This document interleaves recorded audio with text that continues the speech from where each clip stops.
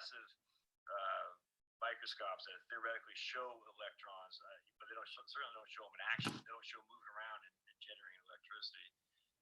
It's just the mystery of our world is from the smallest atom. All right. All right. All right. All right. I think we're on board. So hold on just a second, mi amigos. That means my friends in Spanish, if you did not know that, for you non-bilingual speakers. There we go. All right, hold on just a sec.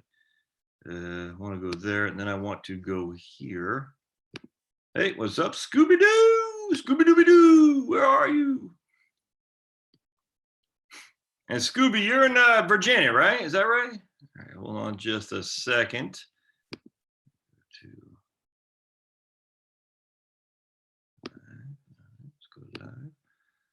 See if we can get this squared away. All right, I'm gonna hit that guy right there. Hold on just a second.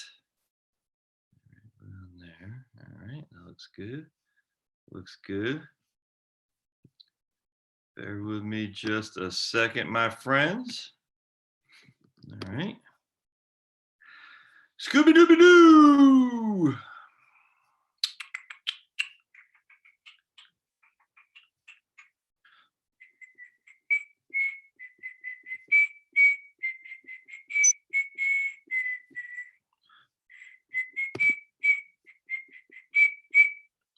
All right, boink. That, boink, done, and save. Okay, cool. All right, so now let's go back to on, done, save. All right, there we go. All right, hold on just a second. I'm trying to get the pop out chat thing to come out, and I'm having a time of it. So hold on just a second. If I can get this guy up. All right, that looks good. Hit that guy right there. All right, I'm gonna go to here. I think I bring on that. Nope. Yeah. All right, so let's go back here. Looks good. Okay, cool. All right, I'm gonna go to here. Go there. Get our video. I want to go over here. Boink. Go up to. Having a hard time here tonight, my friends. Woo! What is going on? I was doing too much Christmas light taking down here. Now I did notice I did not get on a ladder to take him down because that is dangerous. All right, so we're gonna go, and I'm not doing that. I almost killed. Hey, it just passed 5 million views. Can you believe that? That's freaking 5 million views. That's crazy. It's crazy. All right, right on. Happy 2020. Right on, everybody. It's it's awesome to be here. I'm glad you all are here. I'm Shawnee, Kansas, East Tennessee, Scooby. That's right. Right on. I remember that. Okay. It is awesome to be here. I'm all right. Fort Lauderdale, East Tennessee, Ola, Indianapolis. All right, so my man Mad Hukolu says, can a single guy retire with 500,000 taxable investments in Missouri at 48? Man, brother or lady friend, you're missing the what. That's fine. I'm gonna throw this back at you. You are missing the #1 issue that you've got to know. All right, literally the #1 issue, and I'll leave it up to the audience to answer what that is. So the question that this person asked is a good question: is can he retire? Single guy, 500,000 bucks in income, investment income, a taxable investment account, it looks like, and he's in Missouri. Can he retire? All right. So what says you all? All right. So he's got $500,000 taxable account. He's 48 years old. He's single. Can he retire? All right. We got Chicago in the house. All right. Right on. Expenses. Mark A wins the intranets today. Until we know expenses, Mad Hukulo. I don't know. That's I cannot stress this enough. You got to know expenses. You got to know expenses. Everybody, you got to know expenses. You've got to know that stuff because everything is contingent on how much goes out the door. I'm telling you, we start the industry has everything ass backwards. They always say, "What is your nut? What is your hey buddy? What is your oh, we got a visitor. Someone knows I'm on this live stream here. They always say, "What is your number?" Well, we don't need to know your number until we know your expenses. If we don't know your expenses, we don't know the number. So we got to figure that one out too. All right, there's my man right there. All right, good. I appreciate y'all being here, and we'll get in a lot of stuff here today. We got Chicago, we got Marie from PA in the house. My man Rob says he funded his USA Fran on Friday by depositing the minimum. And 7 years from now, that puppy will be ready to accept my cash bucket money. So I want to go over the Fran. I was actually going to do a video on this. I still might. Where'd my financial planning assistant go? Okay, who knows? That guy's a nut. Man, how much do I love Pablo? You know, it's fun. Just real quick, I'll go into this a little bit more. I did a video earlier today about the simple things, simple pleasures in life, and just having a dog. I mean, a little tiny little dog. I mean, it's just a dog. It's not even human. You know what I'm saying?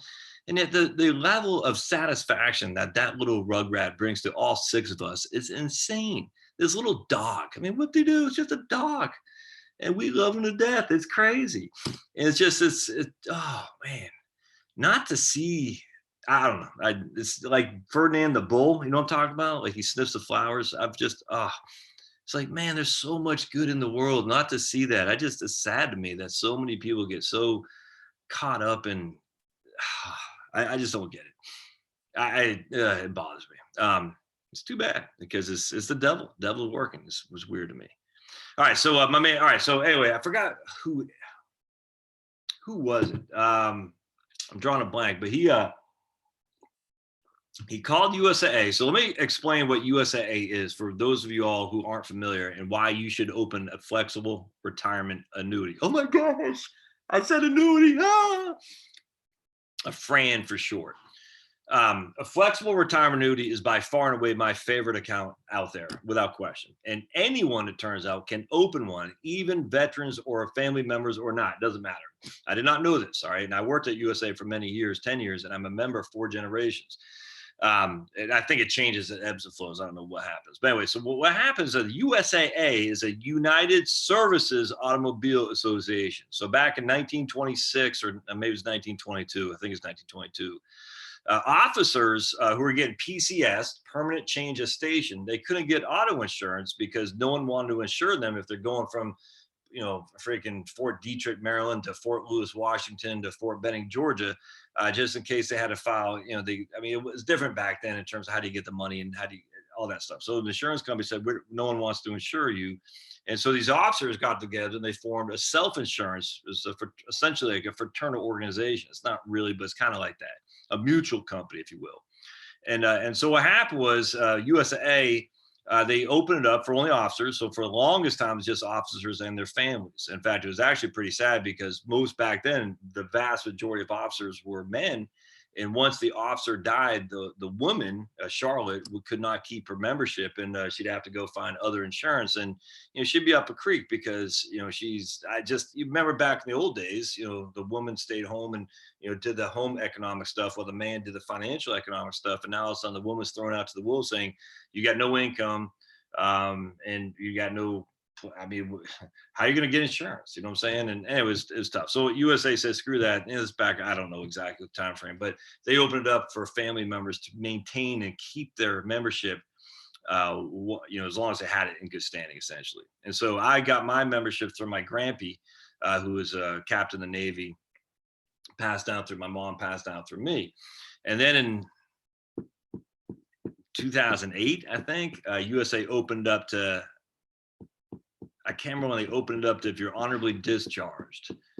I think it was 2008. If you're honorably discharged, you could become a member of USAA. And I think in 2010, anyone who was active duty could become a member. Enlisted or officer didn't matter anymore.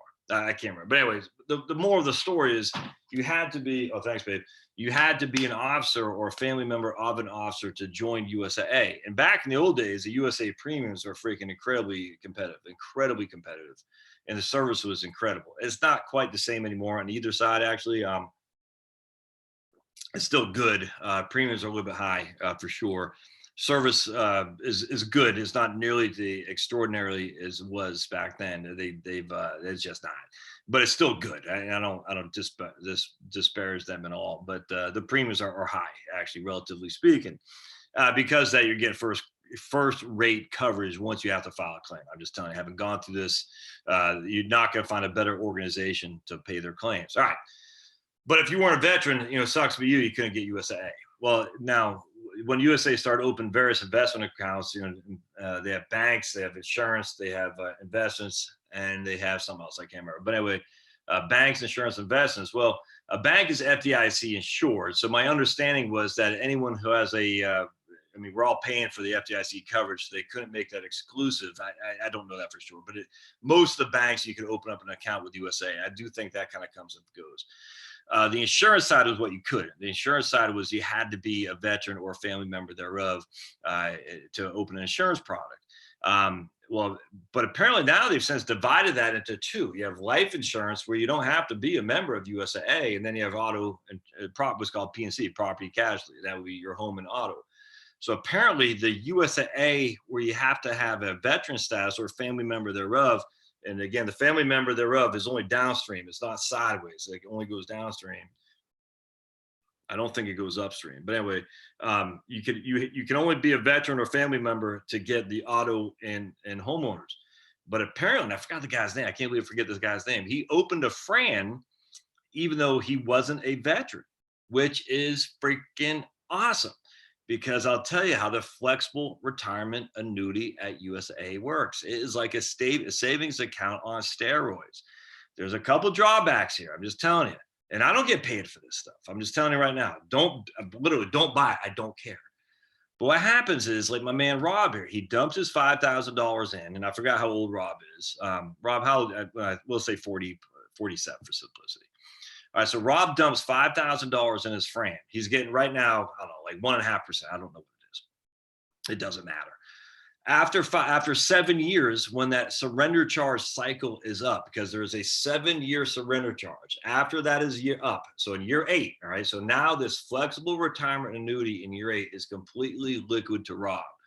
He can add money, he can take money, he can add money, he can take money. The best thing is, if you look at the historical rates of return on the USAA Fran, and I cannot guarantee this will happen. I have no idea. I don't work there anymore. I don't have any, they don't care about me. I don't know, but understand the way it has worked since since they opened them is simply falls usually around let's say a 10-year treasury. Sometimes a bit more, sometimes a little bit less, depending on how much money you have in there, but roughly the 10-year treasury bond. All right. So what happens is the interest rate changes. It's flexible. All right. Now, sometimes in 7 years, the interest rates could be significantly higher than they are today, or they might not be. I don't know. But let's say Rob sold his house in Pittsburgh because he got sick of following the Steelers. And he says, I'm moving to where the cool kids are. I'm moving to New England. Actually, I shouldn't say that. Let me tell you my Patriots story here in just a second. I caused the Patriots to lose. It's me. If my man Rob W's on board, he'll know what I'm talking about. Well, he'll know I caused the Patriots to lose. Anyway, so what happens is now Rob sells his house in Pittsburgh, moves up to freaking, Peaks Island, Maine, because that's where all the cool kids are. He says, all right, I got $300,000. I still got my $1 million. I have literally no idea what Rob's got. I'm just pulling this out of my butt. He's got $1 million in his 401k, but he likes the barbell approach where he has the two buckets. He has cash, he's got investments. So he says, I'm going to put my $300,000, I want to put in a cash account because I want to have access for 3 to 5 years of living expenses without having to tap into my stocks. He dumps that $300,000 in the Fran. He gets whatever the rates were at that time. And the rates are going to be essentially mimicking that of the 10-year treasury, potentially. Now, the best thing of it is he's not locking his money up for 10 years. All right. Unlike a 10-year treasury, if you want to get the interest rates, you've got to lock up your money for 10 years. That's how it works. But here he's not doing that, because once the initial 7-year cycle is beyond him, he can put that $300,000 in his Fran, get the equivalent of the 10-year treasury, but he can take the money out the very next day if he wants without penalty. Now, it is an annuity, and I'm using Rob saying he's 47 years old. So in this case, he is under the age of 59 and a half. You got to be careful with annuities. They work like IRAs in terms of your ability to take money out before you're 59 and a half. Just be advised. But I'm just using this for an example. say after 7 years, Rob can dump that $300,000 in the account. The account is getting the equivalent of locking his money up for a 10-year treasury bond, and yet it's completely liquid where you can have access to it the very next day. All right, it's insane. It's just, we talk about who was it today saying that he went Kevin Cook or KUC. He said he's parking some money in cash temporarily. If he had a Fran that was open more than 7 years ago, park money in cash.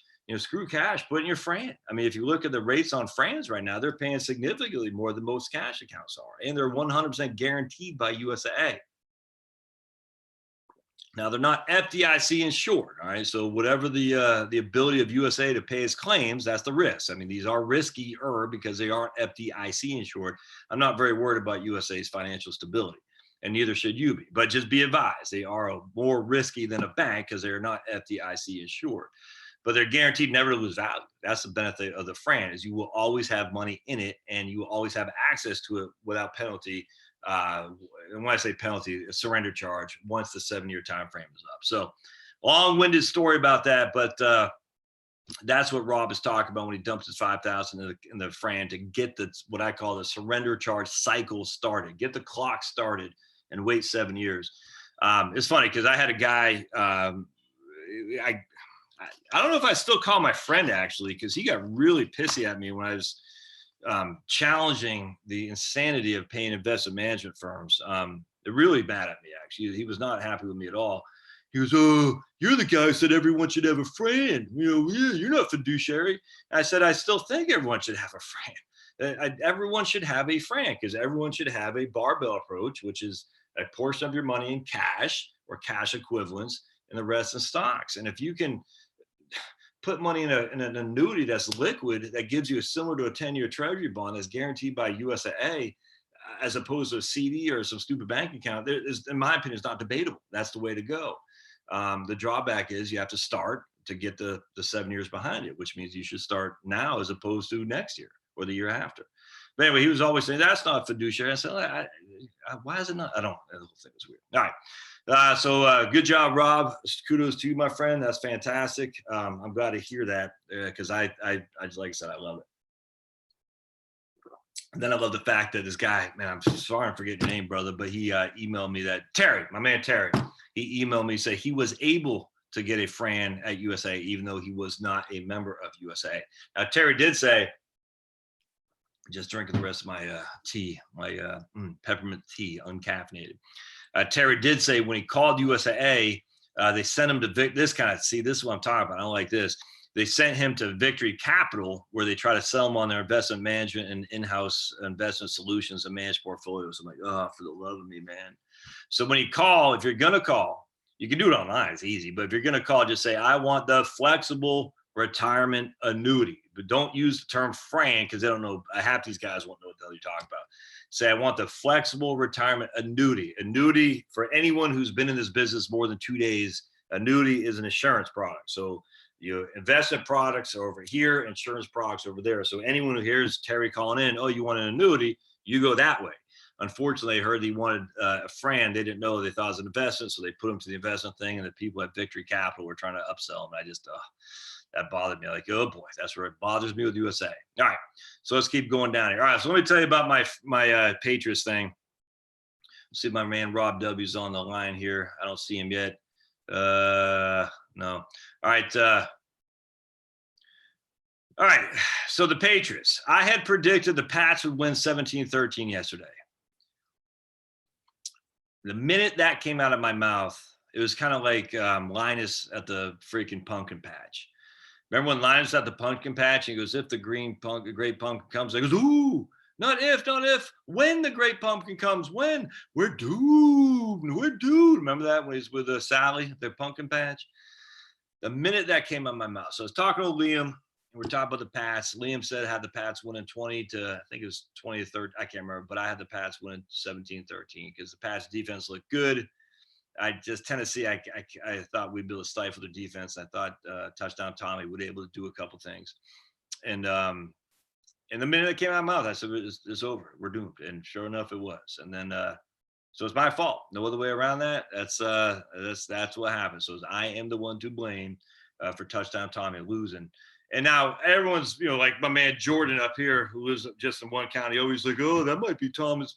He didn't say it jokingly. He's like, that could be the last game that Tom Brady ever plays. I don't think so. He still threw for over 4,000 yards with basically no receiving core other than Julian Edelman. No Gronk, no second receiver, just Edelman. That's it. And he still threw for over 4,000 yards. He still had like 28 touchdowns. He only had like 6 picks. I mean, look, he is not as crisp as he was, but he is still on it. I mean, he is still one of the best quarterbacks in football as we sit here today. I mean, certainly I would say in the top 7. It's kind of like when the Philadelphia Eagles got rid of Andy Reid. It's like Andy Reid, all right, he never won the Super Bowl. Obviously they did that with what's his name there, Peterson, but he came pretty doggone close a long stretch of winning successions. So don't be a Pats fan saying, oh, man, we need to move on from Tom Brady. That's stupid. I mean, because next thing you're going to get freaking, Tony Eason or something like that. And Tom Brady still threw for over 4,000 yards. So I hope the Pats bring him back. I just wish, man, if the Pats would have kept Antonio Brown, they would have kept Antonio Brown. I think it would have been different, man. I just think Bob Kraft, because he got busted for his dilly dallying in Miami, which is just freaking stupid. A grown man paying someone to look. If of all the things in the world we got to worry about, I'm not worried about grown people paying for other people to, you know what I'm saying? I just could care less, and you should care less too. It's just none of your business. And I have a sneaky suspicion Bob Kraft is worried about the negative connotations of having Antonio Brown on his team, given that some of the stuff that came up with Antonio Brown. I'm just like, man. Anyway, there you go. So it looks like the Eagles are about to lose. That sucks. I hate Seattle. Bear with me just a second, my friends. Freaking just, and then seeing freaking the Bills lose yesterday. Look, I like Deshaun Watson. I'm a fan of the guy. I think he's a good guy. I'm a fan of him. But just, you got to tackle. You got to tackle. Yep, there we go. Seahawks. So basically, every team I want to win lost, except I'm glad the Vikings did win. So I guess I'll go for the Vikings and the 49ers. I got no team in the AFC. I literally cannot go for the Ravens. I can't. I actually like Lamar Jackson. I like the football they play. I just can't root for the Ravens. The Ravens, the Saints, just the banes of my existence. No other way around that. And I just can't do it. All right. So there you go. Now, who's going to win the college football? It'll probably be LSU. They look stout for sure. But then we got to hear all the 8 SEC homers like Clay Travis. The SEC is the best because Tennessee beat Indiana. I'm like, dude, what's the SEC done over the last 10 years there, Clay? All right, this year the SEC won. I mean, they're 7-2. I grant you. I mean, a couple of those games are pretty close, but look, that's the way football works. The last 5 years, the SEC sucked. That's all there is to it in bowl games. So why does the SEC always get the benefit of the doubt? It's nuts to me. The SEC always gets the benefit of the doubt. This says, oh, they're the best conference. I'm like, if you look at bowls, they're not. They're not the best conference. This year is good, but the last 4 of the 5 last years, they were horrible. Yeah, all right, that's my football chat. Stop talking about football. Yeah, man, 5 million views. I can't believe it, Greg. It's nuts. A guy was asking about this guy, Nate O'Brien or something like that, who made like $220,000 on YouTube. Look, I didn't make $220,000. I'll tell you that right now. Just FYI. So some guy said, are you making that kind of scratch? The answer is no. I'm not making 220. I mean, I think I was averaging $2,500 a month. Let me see, for YouTube this year. So I made about $30,000 on YouTube, but that's $30,000 doing something I enjoy. I love it. And a bunch of y'all bought my course through YouTube. So I made, some other money from that. A bunch of y'all bought my books through YouTube. A bunch of you paid me to be financial planners.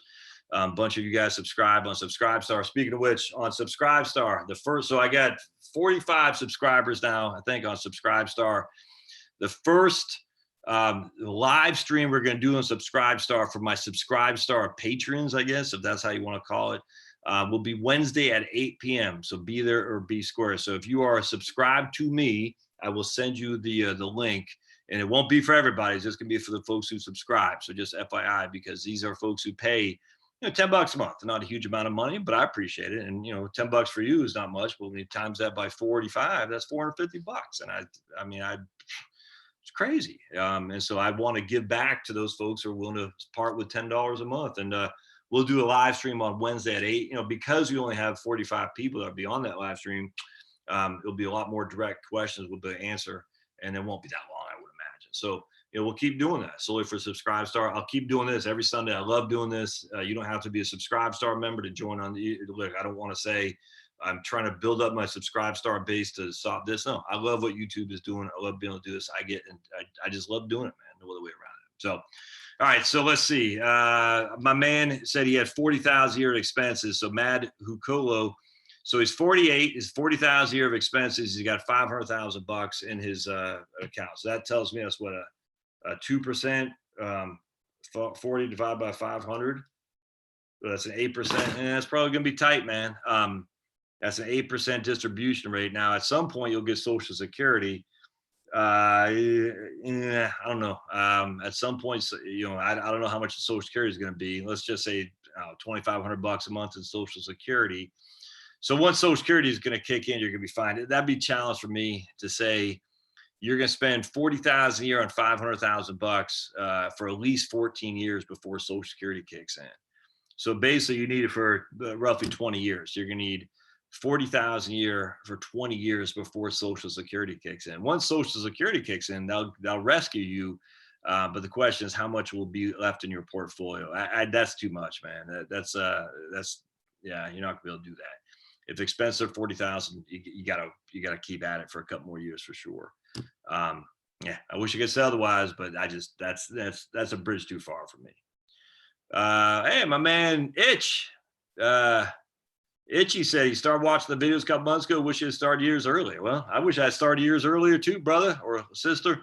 I've only been doing this for this is my third year now. Starting my third year. So I started in March of 2018. Yeah, so this is the start of my third year. And I mean, I wish I'd done it earlier years too. Maybe I'd be making 220,000 a year. It's just crazy. That guy David O'Brien, he was a good guy. He's just young. He's 24 years old. I'm sitting there thinking, look, I got no qualm, man. Capitalism is a wonderful, wonderful thing. But I just like my man Jerry, who's doing videos now too. I just anyone should be doing this. If you're trying to market yourself, I don't care if you're a dentist. I don't care if you're a freaking well digger. I don't care what you do. Not using YouTube boggles my mind, and you need to. And look. What I've come to the conclusion is in the third years, we'll start breaking out most likely. I have no clue where I'll be in this. I just don't know. And I don't want to say I don't care. I'm trusting. I look at my metrics every, probably 10 times a day to see what's happening. But at the end of the day, I just do it because I enjoy it for sure. And if I can get paid on, more power to me too, or more power to me. Would I keep doing it if I didn't make any money? No, probably, because that's, it is. It does take away from other things that could make me money, writing books and things like that. But the fact of making $2,500 a month to do this is crazy. It's awesome. Anyway, so yeah. But if you would have started this, I was talking about that guy Nate O'Brien. His videos are nice, but he's just a 24-year-old guy making $220 on YouTube. I think he said his first year he made like $9,000. His next year he made $30,000, and now he's making $220. Why can't that be you? Maybe not 220, but 80,000 after 3 years. That's not bad. But you just gotta keep, pounding away. All right. Oh, all right. Well, here, Mad Hukolu has 500,000. He's gonna have 200,000 saved in his 401k. All right. In that case, you got $1 billion total. Oh, dude, you're taking not a million, 700,000 for $1 million. All right, 440,000 from 700,000. That's a 5.7. I'd probably wait 2 years, man. I'd probably wait 2 years. Matt Burns says he's transferring funds from his ETF to pay off condo. Well, as long as you're not getting a huge tax hit on that, man, that doesn't bother me in the least. If you're, I got no qualm with that, and because we want to make sure we don't have a mortgage if we can avoid it, but you also don't want to get killed on the tax side of things too to do that. So, just be careful. I did a couple of videos on that, or maybe one or two of that. I did something on that today. Hold on a second. Let's see. Pay off mortgage with the IRA. So Matt, I'm assuming this is Matt Burns. I'm assuming you're not, your ETF is not in an IRA to pay off a condo. I'm not a fan of using your IRA to pay off a mortgage, by and large. I just think that's a big tax hit you're going to get on the front end, and I don't think it's worth it. Deb R24 says, yeah, okay, right on. So she goes, thanks for setting right capital to start the new year in 2020. Yeah, I did not know I could do that, actually, Deb, until a lady emailed me, and I said, "Oh yeah, let's see what we can do." And then I started messing around with somebody's, who I guess was my sample, and I said, "Oh, you can do it for 2020 to start." I did not know. So that's sweet. So I did not know you could do that. That's fantastic. Because before I was doing it, they had to do the following year.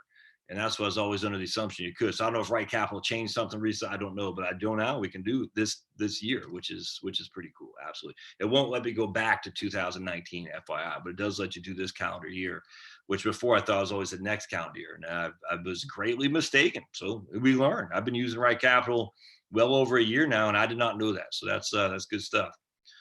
Indiana, right on. Where's little Rugrat Pablo? He is, who knows, Matt? Who knows? He's running around. Someone's got food. I'm sure he's chasing somebody with food. Yeah, hey, John B. Is this John B from Indiana? Says, all right. Hey, spectator 1123. Retired by Pablo. Hey, buddy. You want to come on? People want to say hi. John B says he's retired his AUM fees financial advisor today. He's moved everything back to Vanguard. Freaking awesome. You're going to save yourself a boatload of money, man. And you get better returns. It's amazing how that works. Less fees, higher returns. Who would have thought? Isis Godfrey, Florida. Happy New Year to me and my family, but especially Pablo. So Jerry, investing, retirement, life. There you go, Jerry. I like that you changed that a little bit so people have a better idea of your channel. One of the moderators, good stuff. And Jerry, how many subs do you have now? So I'm a fan of Jerry's stuff. That's good. So Jerry's doing a lot of thanks, Susie, for saying hit the like button. Jerry's doing a lot of videos. That's what we want to see. We want to see people doing the videos who are passionate about it. Yeah, that's the thing on this YouTube. Like that guy who I was just talking about, I forgot his name off the top of my head, but Nate O'Brien. If you're passionate, just be passionate about it. Just get excited by this stuff. If you're not excited by it, don't do it. I watch some of these videos. You're just like, you're doing this because you're told you have to do it, but you're obviously not into this, and that's not fun for anybody. It does take some time to get comfortable. I grant you that. I mean, I got the door open now. I remember when I was doing my first set of videos back in March of 2018, when I had my monkey suit on, I had the door closed, my wife would walk by, and I was like all kind of sheepish because I felt that's weird. It's weird, but then you get comfortable. Now I don't care. You know what I'm saying? I was doing them. I was walking, obviously when I walk down the street, I'm walking Pablo. I'm just talking to the camera and, people walking by, and I just don't care. It's like, it's the nature of what people are doing anymore. People got their phones everywhere. It's crazy. That guy, Viva Frey, that Montreal attorney turned blogger or something like that, or vlogger, whatever. That guy Viva Frey that Rob told him about. He was doing videos where he was giving blood the other day. It's fun. Ben M from Texas, right on, man. Right on, Ben. Rob says he's 55. Don't look a day over 54. Hey, Brian McCreary. It's funny. Hey, first timer, Duke Horton on. Right on, man. All right, glad to have. Hey, come here, Pablo. People want to see you. Come here. Here he comes. Come on. All right, here comes the P. There he goes. Here's the star of the show. Oh, Pablo. Oops, buddy. Oh. There he is. Hello, everybody. My name is Pablo. How can this little dog bring you so much joy and love? I don't get it, but we love you. Oh my goodness, he just makes me so happy. All right, man, another first timer here. Right on, Barsoy, right on.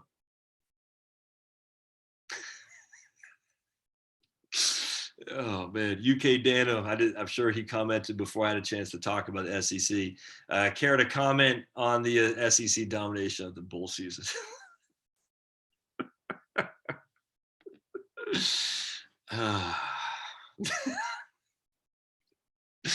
The SEC homers crazy, but I love you. I love you.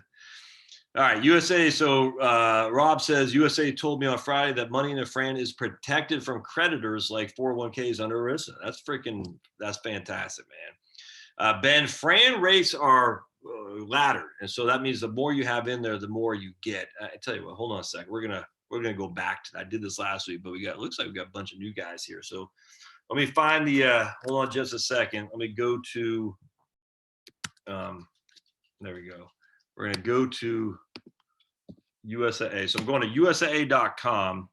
Actually, let me just show you what I'm doing here. I just want to make sure. Okay. Oops. Let me go back.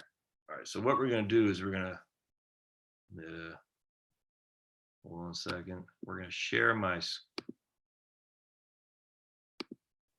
oh, share. Okay. There we go. All right. So we're going to share my screen. We're going to go share. I should be sharing my screen right now. Then we're going to hide this thing. All right. And we're going to go to USA.com. So I'm at USA.com. Hope y'all can see that. We got Marine here with his daughter. Ugh, nothing breaks your heart like, yeah, 1922. All right. So what we're going to do is we're going to type in up here. I used to be able to type in Fran. Let's see if I still can. And what shows up. So I'm typing in Fran as search button, and it doesn't let you do that anymore. Okay, so we got to go. Actually, I used to work with Frank Sanders. I didn't realize he's still at USA. Yeah, he's still there. Yeah. All right. All right. So let's find flexible retirement annuity. All right. So we type in flexible retirement annuity. We're going to click on. Let's just go to the very first link here. So flexible retirement annuity, and we're going to scroll down. You see these happy people. I'm not going to, you can read all that, but here's, so right now, so Rob just opened one up at $5,000. So he's getting 1%. I think, do they still give you 3% bonus, Rob? Let's see. Sometimes they give you a 3% bonus. I guess they're not doing that right now. Okay. Hold on just a second. All right, I don't see a 3% bonus. Yeah, right here, 3% bonus. Okay, which is pretty sweet. So they give you a 3% bonus. All right, I'm just gonna read this again. I just think everyone should have this. I just no other way around that. If you're looking for guaranteed income in retirement or want to help protect your retirement savings, there's a question on here if you can annuitize it later. The answer is unequivocally yes. The nice thing is you don't have to annuitize the entire contract. I cannot tell you how many times we've I knew when I was at USAA, we annuitized a portion of the Fran in order to take money off the table from an account that went up like a managed portfolio or an ETF or something like that and dump it back in the Fran. It's this freaking cycle is awesome. Like you're turning on the spigot down here to annuitize it from the Fran. You're selling stuff on an investment account that's gone up 30% in 2019. You're taking $30,000 off the table, dumping it into the Fran. You're getting the rates of as of today, and then you're annuitizing a portion of it too. It's just, such a wonderful strategy. It's got all these strengths, and it just works like a charm. It's crazy. I loved it. And then USA just, they screwed the hooch, man. Or what is it? Jump the shark. They had it. Oh my goodness. USA had such a good model. They just dropped the ball. Frustrates from no end. The Patriots losing in 2008 with freaking David Tyree. The Patriots losing in 2011 with freaking Mario Manningham, freaking Aaron Boone in 2003 against stupid Red Sox. The Bruins, this is a little bit before my time. Too many men on the ice in 1979. Who else? What else? And then USA. It's been a good life, as you can tell. All right. The Fran allows you to put money away as often as you like while you are saving for retirement. It doesn't matter if you're saving for retirement. Any money that goes in is considered saving for retirement. You can be 89 years old and contribute to a Fran as long as you've had the account. I think you have to be 85 to be able to open one. You can't be over 85, or maybe it's 90. The money will grow daily, and when you're ready to retire, again, don't listen to that. Doesn't mean you have to do it when you retire. You can do it. You can take the money out, put the money in anytime you want. Don't let this. It's kind of like a target retirement fund. Oh, I have a target retirement fund of 2020 because I'm going to retire in 2020. You don't need to do that. You don't. You can have a target 2055 fund. It doesn't matter. No one cares. You're not breaking the rules. All right. You'll have the option to receive guaranteed annuity monthly payments that you can outlive. You also don't have to pay money on the taxes, pay tax on the earnings you take until you take money out of the annuity. That's not the big deal for me. That's nice, but that's small potatoes. Keeps money protected from market declines. You have $5,000 initial investment. Allows you the flexibility to add money as often as you want. So let's go back to here again. All right, so Rob just put $5,000 in. He's getting 1%, and he's getting a 3% bonus, which is nice, but still, we'll just use this 1%. Fast forward 7 years. We'll just say nothing has changed. The interest rates are the same. Now, Rob sold his house in Pittsburgh because he's moving to Peaks Island where the cool kids are. He's going to dump $300,000 in his house in Peaks Island. That $300,000 will be getting 2%. All right. So that first 5,000 is getting the 1. The 300,000 now will be getting the 2. Will be getting the 2%. But that $300,000 is 100% liquid on top of the 5,000 they put in there 7 years previous. Does that make sense? So now if Rob was going to say, look, he's going to dump another 250,000 in there, so now it'll be above 500,000 bucks. He's getting 2.05. Now that might seem like potatoes to you, small potatoes, but if you look at a 10-year treasury right now, my friends, a 10-year treasury is paying less than that right there. Look at our trusty calculator on 10-year treasury is 1.788. So between 50 and 99, he's getting more than the 10-year treasury. All right. Now, again, if you were to say, look, I just sold my house in Peaks Island on Pittsburgh because, I can't stand the Steelers. I want to become a Patriots fan. So he's getting 2% on that 300,000 bucks. If you were to dump that in today, not only is he getting 2%, but he'd be getting a 3% bonus as well. Now, a 3% bonus is good for the first year and first year only. All right. So this would not happen 7 years from now. He's not getting a 3% bonus on money he's putting in 7 years from now, but that 3% bonus is good for the first year. So any money Rob contributes gets a 3% bonus for the first year. I hope that makes sense. So those are the rates right there. I'm just telling you right now. Look, 1.8. I was watching. I looked up a place at Barclays. Barclays has 1.8% on a savings account or something like that, which is pretty good. As FDIC insured, I got no qualm with that, none whatsoever. But I still would prefer the Fran, absolutely, because the Fran does have some tax defers, which is nice. But that's not the biggest thing. The biggest thing is guaranteed by USA. But I can add to it later, and I will get whatever the interest rates are at that time. And they might be a little bit lower, but they could also be higher. And if they're higher, I get that interest rate at that time, and it's 100% liquid after 7 years. All right, so a couple of things. I just want to point this out. After the first year, so Rob's got 5,000 bucks in there right now. He can take money out, but he's going to be hit with a pretty significant surrender charge. I don't know if they show the surrender charge yet. They don't show the surrender charge cycle here, but it's basically 7776, 5.2, I think 321 or something like that. So the first 3 years of Robert to take his money out, he'll get hit with a 7% surrender charge on the entirety of the money he takes out. After the first year, he has access to 10% a year. But Rob, don't take any money out. It doesn't make any sense. Just leave it in there. I mean, that's why he's only starting with 5,000 bucks. But you do have access, some limited access.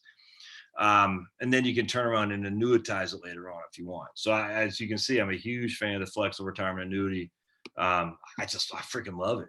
Now, I just wonder what their, hold on a sec. Let's see what their extended guarantee. I'm not even sure if they have extended guarantee annuity anymore. Let's take a look. Hey, buddy.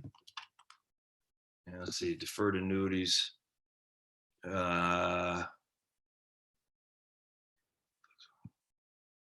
Fixed. Okay, yeah, they changed the name since I left there. They got a fixed guaranteed growth annuity, one-time lump sum contribution. Okay. All right. They used to be called the EGA, fixed guarantee. So here you got a 5-year. If you put in 50,000 bucks, you're getting 2.3, which is actually pretty good. Yeah, that's not bad. I don't know. I wouldn't do that. I'd still do the Fran. So anyway, so that's the Fran, my friends. So let's go back to, how do I do this? All right, hold on a second. I want to go back to this guy. Oops. Guess I go back here, back there. There we go. I want to go back to, oops. All right, hold on just a second. I want to go back to, how do I get my, oops. Hold on just a second. How do I get my thing back up here? All right, so we're going to go back. Oh, I got to do that. Oh, there we go. All right, cool.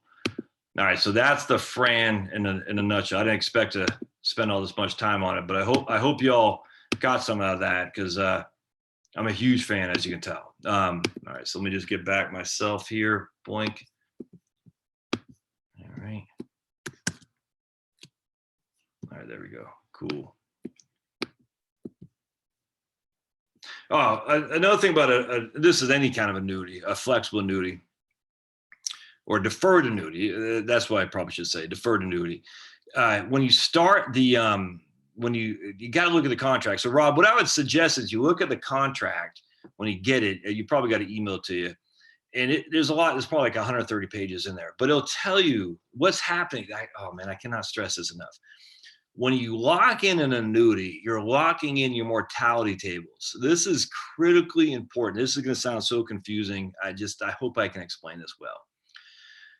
So let's just say the predecessor to the FRAN was something called a qualified retirement annuity, a QRA. And if you took out a QRA back in 1985, all right, just hear me just for a second.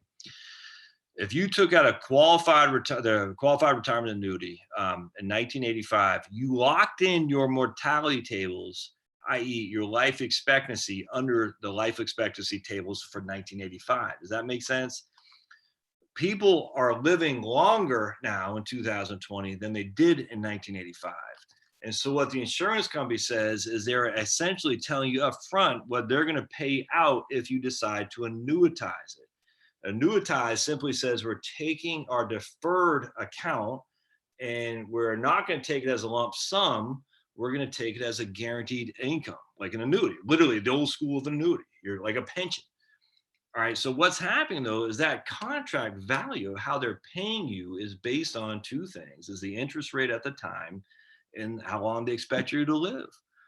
All right. So the interest rate at the time you take it out, well, now it's quite low. But if you would have taken out in 1985, as opposed to today, the interest rates are the same, but the life expectancy for Rob, as opposed to, let's just say Rob's dad in 1985, is significantly higher. So Rob, they expect to live till, we'll say 90. Rob's dad, they only expected him to live till he's 75. So Rob's dad is going to get a annuity payout as if he's going to die at 75, which means, I'm telling you, I ran the numbers on this, and it still to this day drives me crazy. USA would never let me write an article. I was freaking pissed because it's so valuable. You look at the contracts from 1985, I'm just throwing that number out there, but 1985, you look at the contracts today, the difference in payment was 30% more for the guy who took the annuity out in 1985 because they had him dying at 78 years old.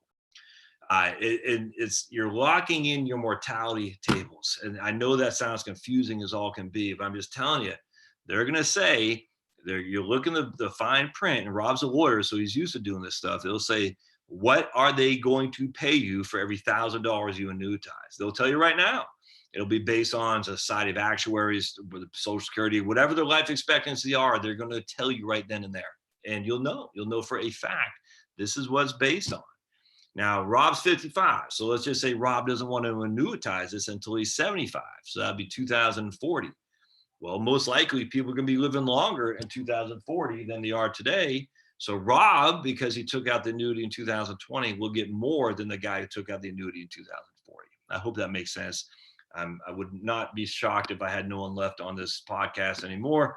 Let's take a look. How many people did I lose? Imagine a lot, just because that was boring. But oh man, it's so important to understand that stuff. All right, so let's go back to the chats here. All right. All right, cool. Let's get rid of this guy. All right, there we go. All right. Hey, I just saw my man Bruce in the house. Right on. All right. Can't touch this. All right. Can you annuitize the FRAN pay? Yeah. So Rick, you can. So you can annuitize the FRAN payments however you want. And then what I would do is I'd love to ladder annuities. Laddering annuities is, I don't talk about that much because people hear the term annuity and they want to throw rotten tomatoes at you, which is too bad. I've always thought, and sometimes it might seem a little bit over the top, but I always, when I was at USA, I always loved, if you got gains, annuitize it. Always loved that. If you got gains, annuitize it. Gains can go away, annuities can't. It's just all there is to it. And so if you got a 30, let's just use, I use this in a video I did today. You get $100,000 in a portfolio, the S&P 500, it grows to $130,000. You take the 30,000 off the table and you annuitize. You're getting a 5.5% payout rate, whatever it is. We'll just use that as a 5.5%. So you got $30,000 at 5.5%, 5.5%. That's paying you $1,650 a year. That might not sound like much, but divide that by 12. It's $138 a month. I mean, that's real money. that's flat. It'll never go up with the rate of inflation or anything, but it's just that you're locking in the gain. It won't go away. You're getting something for it. And I think it's a very valuable strategy. Now, I won't do that. I'm 49. So as we sit here today, I'm just chugging away, chugging away, chugging away. So, but when I hit retirement, I mean, when income is the critical thing to cover my expenses, well, I don't want my income to go away because of a Trump tweet or Lois Lerner at the IRS or anything like that. I want my income to be there as stable as possibly can be. And I will tell you that if that means I leave less to my kids, I don't care. I'm trust me, Maddie and I just looked over her GA or Georgia Tech financial aid, and she's done very, very well. A very good student. She's done incredibly well. Chloe got 1,200 in PSATs. All these girls, and my boys coming up behind them, are going to do fine when it comes to schooling. They'll get a Zell Miller, which means they get tuition paid for, but they still got to cover room and board. All right, so that stuff ain't cheap, man. And so Maddie and I had a nice little chat about the student loans and how these are expected to be paying, and we'll do the best we can. But at the end of the day, we have to take care of Charlotte and me, and that's what's going to have to come. And this later on down the road. So if we annuitize something, and it's not as efficient because we're not allowing the growth of the stock market that may or may not ever come to fruition. Someone's got the zoomies. I wish I could show you guys the zoomies. There's nothing better than a puppy with zoomies. He's not a puppy anymore. But I don't care. I got to take care of Josh. You see what I'm saying? And we're taking care of the kids right now. And they're doing great. In fact, Maddie's got a internship at State Farm of all places in Phoenix, where she's getting paid $25 an hour come the summer. $25 an hour for some college kid to do software developing or something like that. Hey, buddy. Hey, zoomies.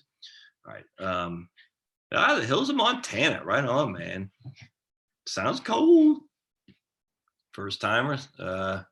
Online banks offer higher rates on CDs. They have FDIC. Are these banks safe place to? Yeah, Peter, I think so. Hey, come here, show everybody your toy. Here's Pablo's. Oh, he doesn't want. This is a toy.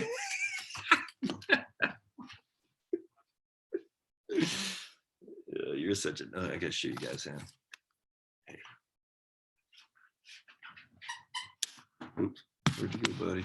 Oh, here he comes with his toy. Oh, hello. Yeah, so look, Peter, I'm a fan of CDs too. Don't get me wrong. I mean, I've been spending freaking half of my existence talking about the Fran here today. I did not mean to go into that in detail. I think everyone gets the CD concept, but I think very few people understand how an annuity works. And the fact that you don't need to be a member of USA to get the Fran, I think it should be in your quiver for sure, an arrow in your quiver. But I like CDs. I mean, I 100%. 100% think CDs are a good place. And if they're online, as long as they have FDIC, that's fine, without question. Yeah, Minnesota beat the Gophers, Auburn. Auburn's always overrated, that's for sure. We knew that. I think LSU is tough to beat. I do. But hopefully Clemson will beat it so we don't have to hear the SEC homer saying I love you SEC fans. It's fun. My man Rich from Baton Rouge. We love talking LSU and the Saints. I was very happy to see the Saints lose today. Starling, you got it, man. Starling had emailed me about the 5-year rule. Hope that helped, brother. That 5-year rule is confusing because look, man, the 5-year rule is one of the most confusing things ever. And sometimes people just explain it better than other people. And sometimes it takes 2 or 3 times to hear people talk about it. It did for me. And then one guy said one time, I forgot who it was, do you ever get penalized once you're over 59.5? The answer is no. Once you're over 59.5, there is no penalty. So there is no penalty once you're over 59.5 for doing Roth conversions or taking money out of a Roth. There is no penalty. The penalty phase is gone now once you're over 59.5. So if you're over 59.5, the only thing you have to worry about is taxes. And the only thing you pay taxes on for the Roth conversions is your gain if you haven't had the account open for 5 years. So if you're over 59.5, the 5-year rule is actually pretty simple. It's under 59.5 where it gets kind of challenging.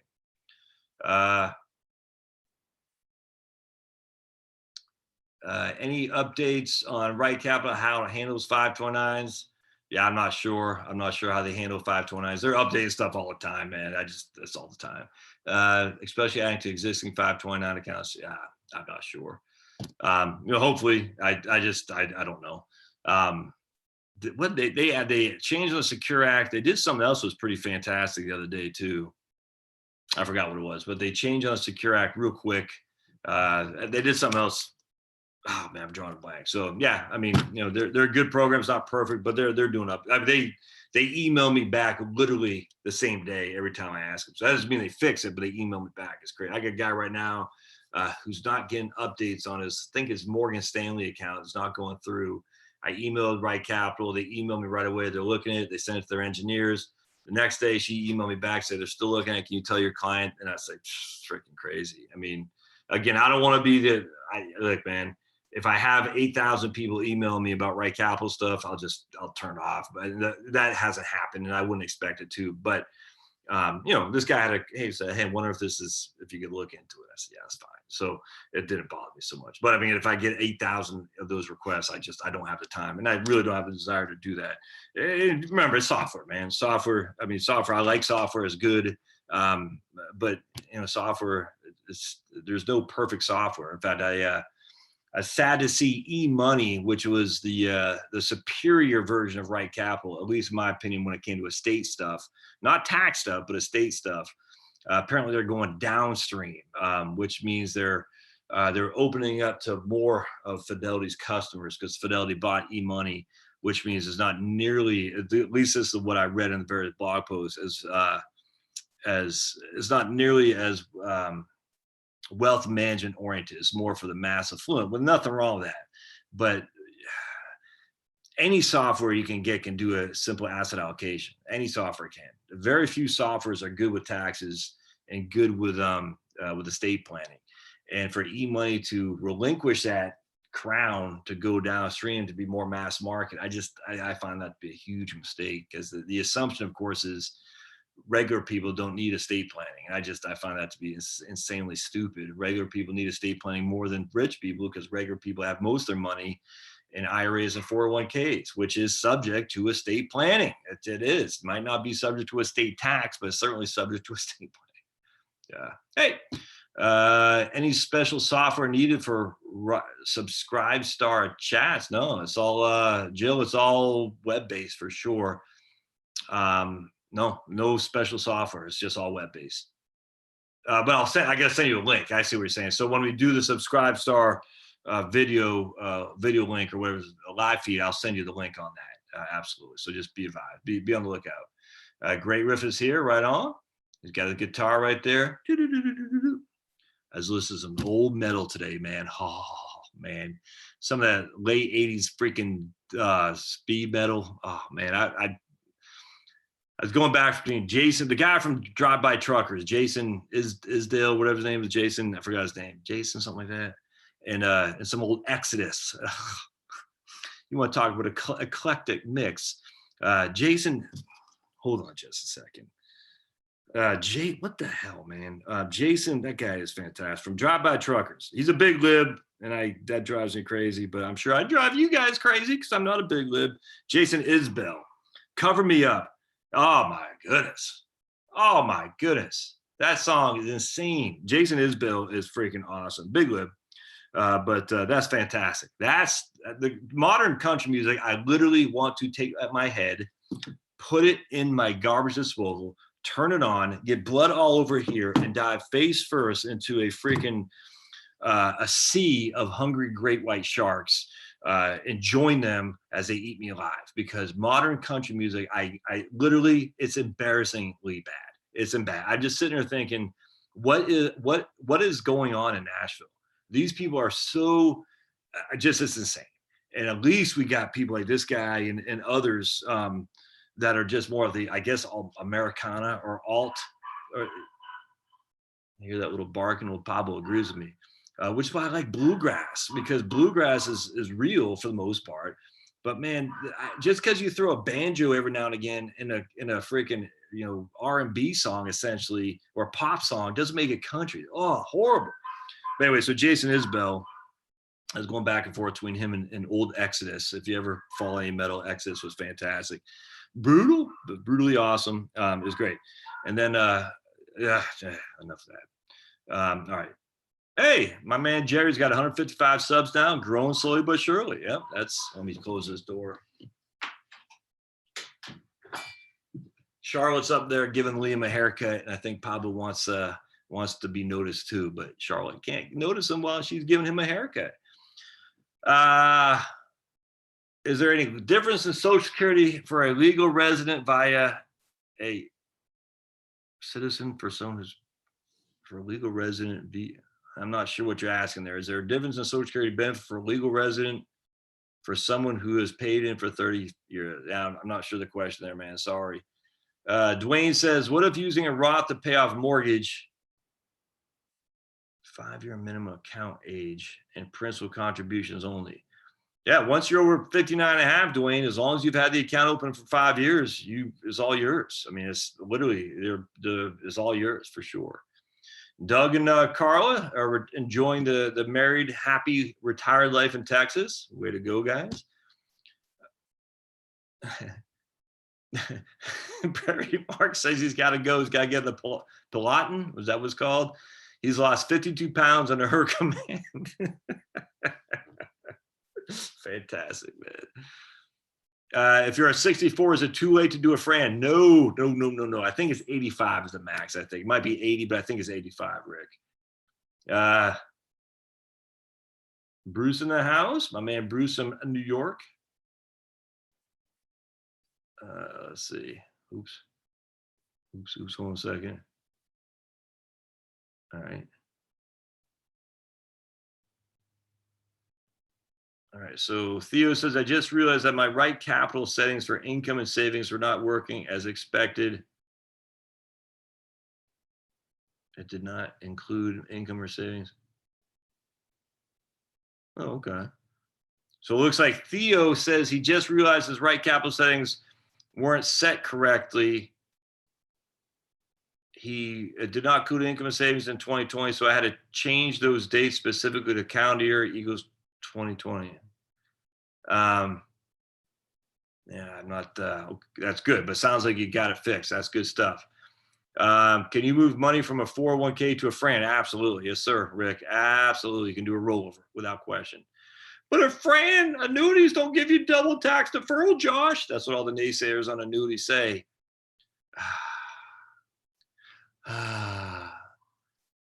You want an annuity inside an IRA.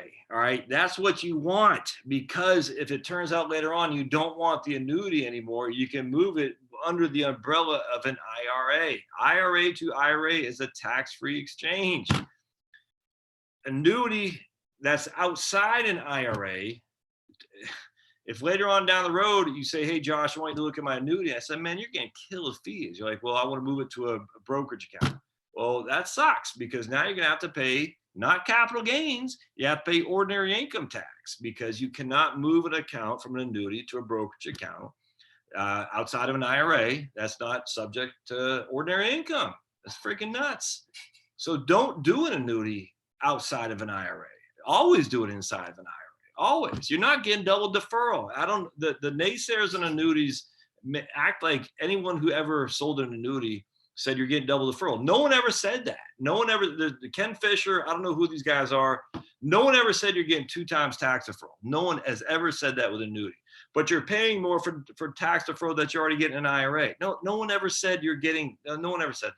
You're not paying more for the tax deferral in an annuity. What you're paying for, or an annuity, is you're paying for the bells and whistles on a variable annuity. With fixed annuities, there are no fees. It's already plugged into the interest rates they're paying you out. I mean, it's just like a CD. What does a bank do? They go buy treasury bonds. That's literally what they do. Treasury bonds are paying 2.5. They give you a CD that's paying 2. All right, so they get a 50 basis points difference. This is no different than how an annuity works. The insurance, in fact, annuity is even better, because what insurance companies do is, because they have to maintain a certain level of assurance in their holdings, they have to go buy high quality corporate and government bonds.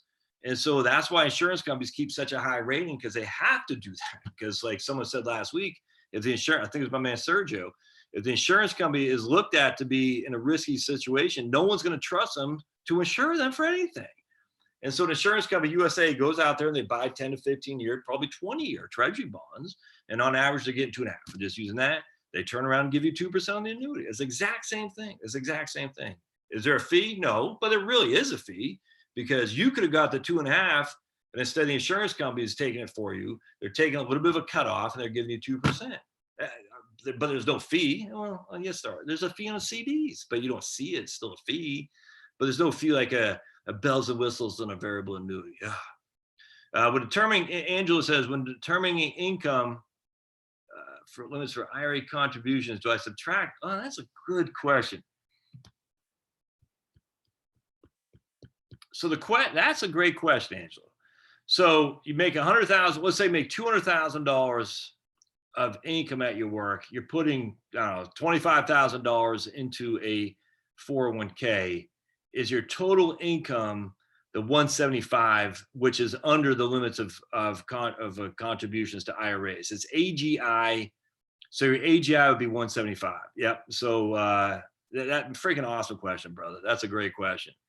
So your is based on AGI. Your AGI is after, and I don't even want to call this an above the line deduction because it's not even above the line. It's not on the 1040 at all. But your contributions to 401k reduce your AGI from the source, i.e., from their salary. It doesn't flow over to your 1040. So that would be, I would answer that in the affirmative.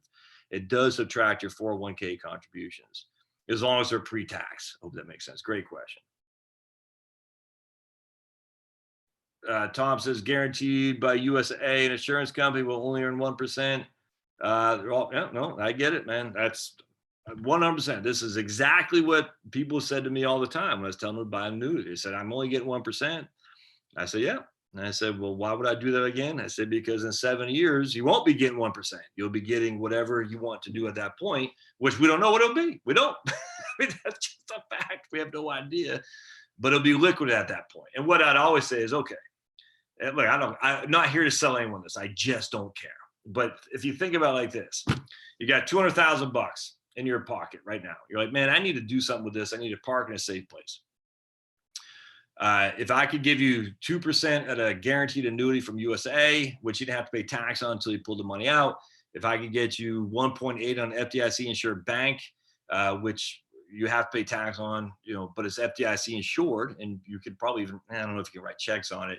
Or if I gave you, freaking locking up your money for 5 years in a CD is paying 2.5. There's 3 different options. All 3 are completely legitimate. All this annuity does is give you another, arrow for your quiver. That's it. So when Rob sells his house in Pittsburgh in 7 years, he says, okay, I got 200,000, 300,000 bucks. I have these options. I have the annuity, which only costs me $5,000. I hate to say costs, he will have more than what he put in. But he invested $5,000 in. I guess you could say the opportunity cost is you only got 1% over those 5 years. But I got the annuity now. I got a CD I can look at. I got a savings account, or if I want to go, I can tie it into some bonds, which I don't think you should do. All right, first real problem. Tom and Ford. How does one get over the fear of spending money after saving for a lifetime? That's there you go. Yeah,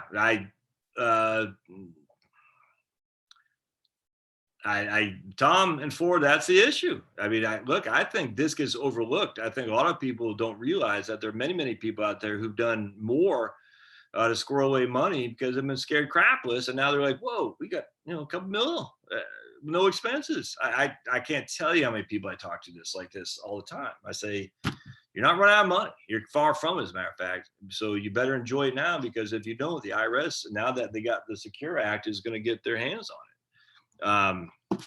In a big way once you leave it to your kids. So I don't know how you overcome that. I don't know the answer to that. I just, you're not alone. I'm telling you right now, you're not alone. What I would probably suggest, for me is I'd say, find somebody that you want to partner with. You know what I'm saying? I don't mean like me. I don't mean like that. I'm just saying there might be a freaking homeless shelter locally. There might be a veterans group you can partner with, not just by sending money, but actually partnering with, and where you can actually watch what your largesse does to increase the value of the community around you. And that might give you the confidence that you can spend and not worry so much about it, because you've seen the beauty that's coming from that. Kevin's here. Right on, man. Came online, I see you cry about the Patriots losing to my Titans. Yep, and they did, because I said, cute humor, I said the Patriots going to win. It was my fault. And you got to see me. You got to see it. Friggin' Patriots. 20 years, man. I mean, Tom Brady. I mean, think about 20. I was watching the Eagles stay with I didn't even know McCown, the guy who used to play for the Bears, Cade. I was like, that guy's 42, 40 as well. I said, man, time is flying, people. Time is flying. Oy, 20 years, touchdown Tommy. It's just insane. You know, I told Maddie, so the Patriots won in 2001, and you know, they were underdogs the whole time. In 2001, I mean, Maddie was born August of 2000. So literally, the Patriots won, you know, for her whole life, essentially, the Patriots have been a top shelf team. I mean, like literally in her whole life, with 75% or something like that at the time of the Super Bowl was played, the Patriots have been involved. That's insane. It's insane. Maybe not 75%. See, they've been 9. So 50% of the time in her life, the Patriots have been involved. It's crazy. All right, so Jill asks, does that mean taking a pension lump sum today at 56 is worse than taking it at 65? So with annuities are different because the pension you'll know exactly what your life expectancy. I mean, the answer to the question is probably, because if you're taking it early, it's just like taking Social Security early. The earlier you take it, the more years they have to pay you, which means the less they're going to pay you on a monthly basis. It's actuarial the same, frankly, because they're going to say, Jill, we think if you take it at 56, we're going to have to cut you 30 years of checks. And 30 years of checks at $2,000 a month will give you whatever that money is. But if you take it at 65, we only have to cut you 20 years of checks. So 20 years of checks at whatever the amount is going to give you the same amount. So from the actuary perspective, it's the same amount of money they think they're going to pay out. So the answer to your question is yes, you will get, but I don't want to say it's worse. You're getting less money for a longer time. It's not necessarily worse. When it comes to with annuity, though, you're literally locking in. Look, this is USA. I don't know all insurance companies out there. Every insurance company is different. But the guy who trained me on this came from the insurance background, and I said, "Is this typical?" He goes, "Oh yeah, absolutely." So I'm going to go off his, but I'm not going to say his name or anything. But I assume and I know at USA they did this. I assume he was spot on. He said, "Look, they lock in your mortality table." Based on your life expectancy from the day you buy the annuity. It's just a fact. And if your life expectancy is 75 when you buy the annuity, that's where you're going to base your guaranteed income off. My man, the guitarist, my age, 49, I'm all high aggressive small cap funds. Yes, I might want to get some large cap in there too, brother. High risk, high reward. I'm just saying, I still like the end of the day. It's still like a little bit more diversity, all right, especially given that value stocks have done poorly relative to growth stocks over the last 10 years. I might look at a dividend fund for sure. Pablo is, yeah, man, he is a hyper dog here today. You know, I've taken him for 8,000 walks too. Isn't that right, buddy? And there he is, keeps jumping up here. You say hi?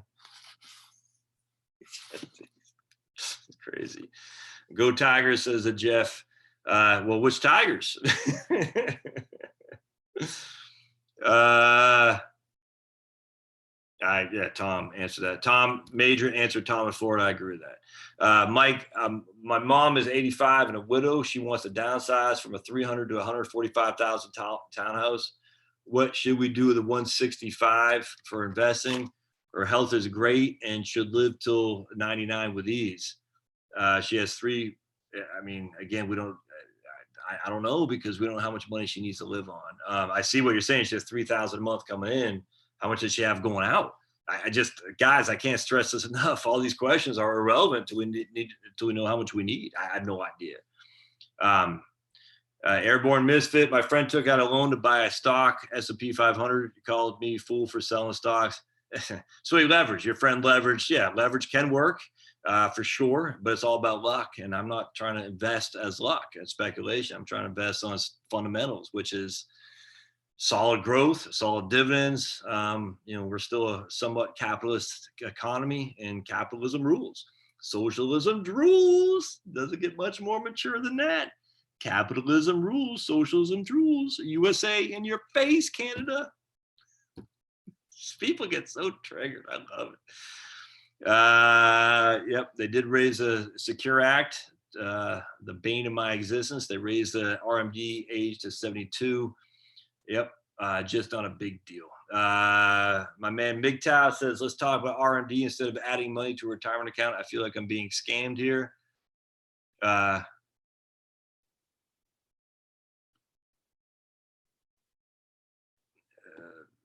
Okay, I mean, who else did LSU stomp? I mean, they stomped the SEC because the SEC isn't all that good. I think LSU did. Did they play Ohio State? Look, I'm not here to LSU. Look, man, Alabama and LSU. One of those teams are always good. I don't have any qualm arguing that at all. The idea, though, that the second team in the SEC should automatically be considered for the bid to the BCS is absurd. It's just absurd. That's why we need a freaking 16-team playoff. But Josh, they got to study. Give me a break. Oh, Josh, give me a break. But Josh, Division II does it. Division I AA, they do it. James Madison is playing. I think they're playing next week. They're playing North Dakota State. They get by. And how many people play Division I AA? Remember Terrell Owens? He went to Tennessee Tech. Jerry Rice went to Mississippi Valley State. Lots of guys go to small schools. They play and they play and they play and they just the whole thing is nuts.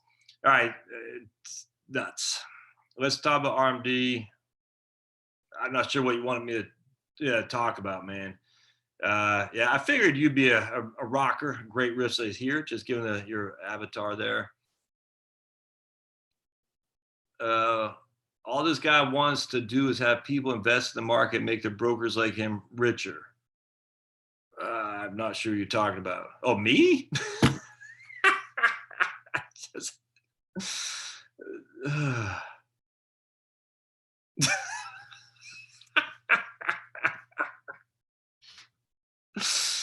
oh, man.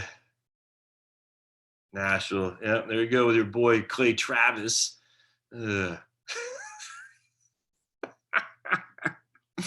MGTOW says, all I want people to do is invest in the market and make brokers like him richer. I just laughed, dude. That's as I sat there, I talked 30 minutes on annuities.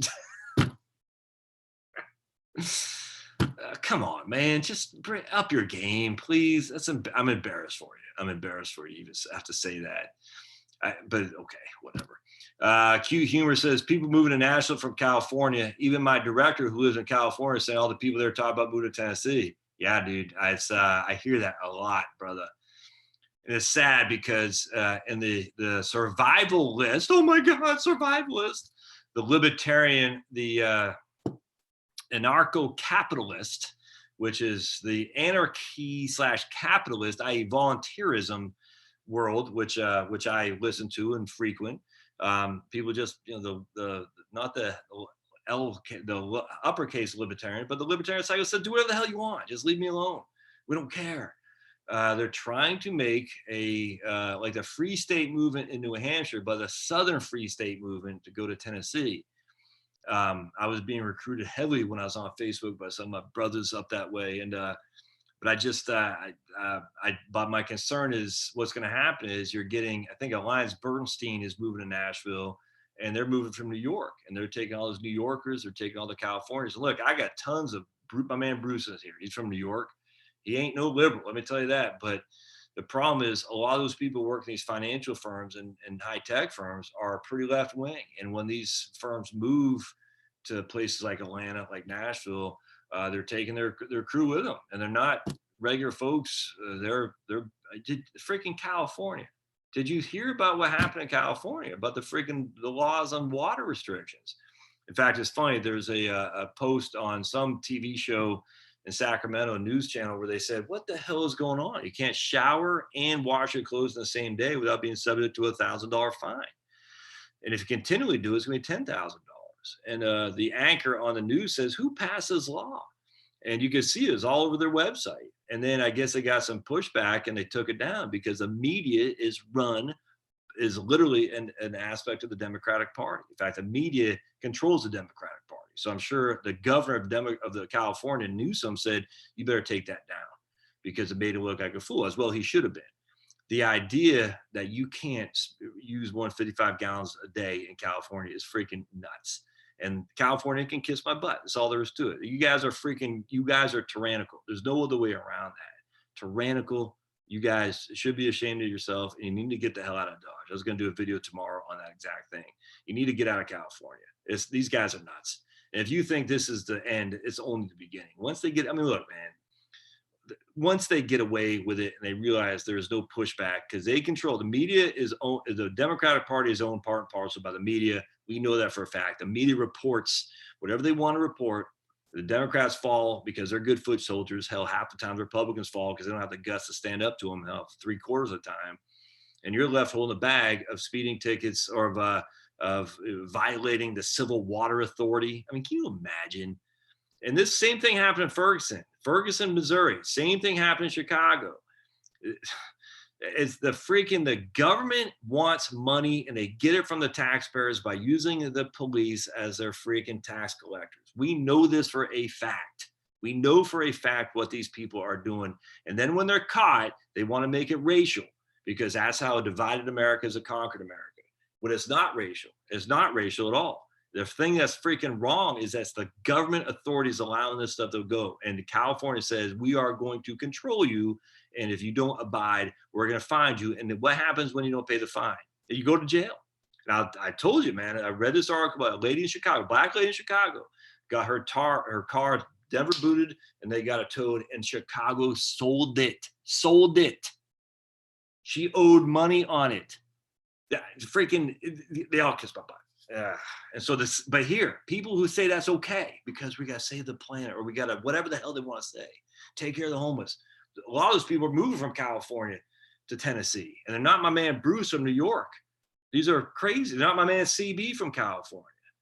These are nuts, and they're taking this stuff with them, and they're going to swamp Tennessee. And Texas. But here's the issue. There's a group of people the Republicans have neglected for many a year, and it doesn't take much of them. If we can just swing an extra 10 to 15% of this group's votes, we're going to be, and I say we because I'm a low R Republican, but certainly not a Democrat, we'll be in ascendancy for many years. And that group is working black people. I'm telling you right now, if we can get enough of them to say, this is nuts. And look, I'm not black. I'm white, but I have a sneaky suspicion 2020 is going to show there's enough, just a 10 to 15% change in voting patterns of blacks in America. It'll solve everything. It'll make sure that it'll be like Brexit. And then what happened in the UK just the other day. It's going to be awesome. If not, then, if not, we're doomed, because they're going to take over. And they're doing New Hampshire. Hell, look at Maine. All those rich people from Massachusetts move up to Maine. They move into New Hampshire. They go from Boston, and they bring their politics with them. Sucks. It's too bad. But with that said, there are people who are coming out of the woodwork to vote, who've never been polled, who've never voted before. And hopefully those people will come out more so than the people in Tennessee that are relocated to Tennessee that take their Google politics with them, because we can't have that stuff. No. All right. Yeah, right on, Jerry. Jerry says he thinks they have not watched anything related to my channel. Then, yeah, I completely agree. All right, I'm gonna ignore this guy. You keep on there. Look, I'm actually gonna delete this guy. You get something there. Like, I don't mind you saying something.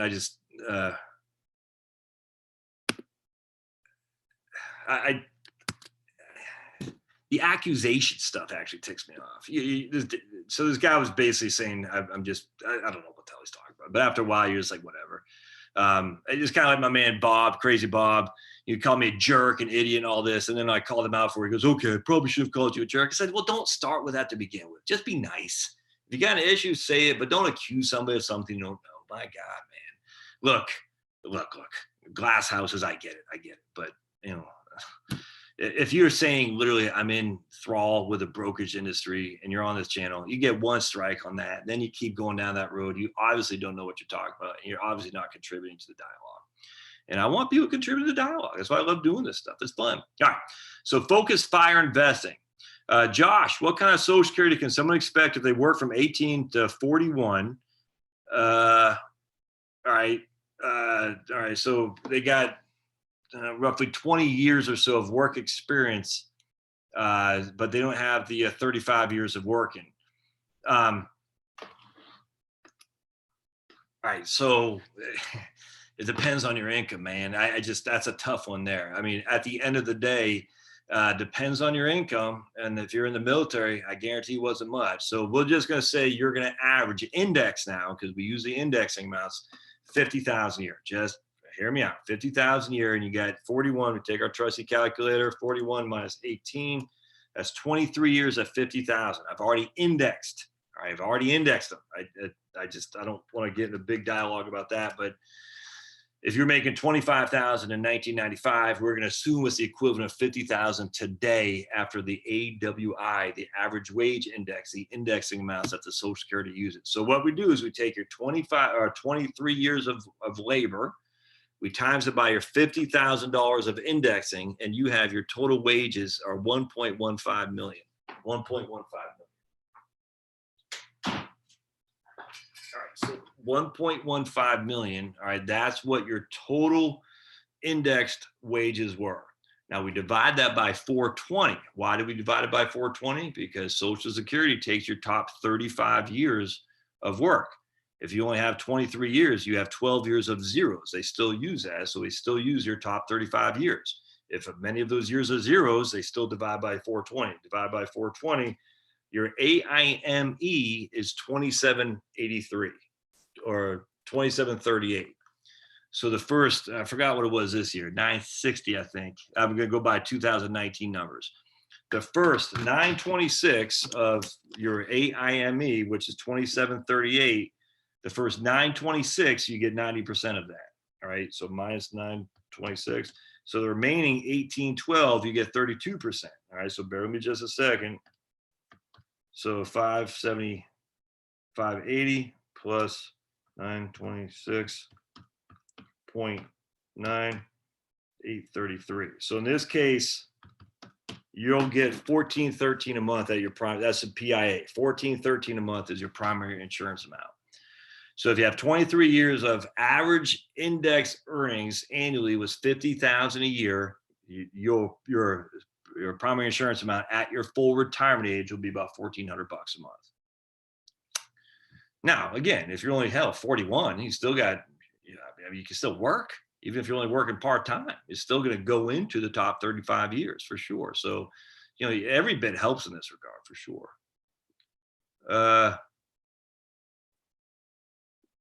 Can you do Roth conversions within a 401k plan while still employed with a company? If they allow, David, if they allow. I did a video on that earlier today, as a matter of fact. Some guy asked me the same thing, doing Roth conversions while working.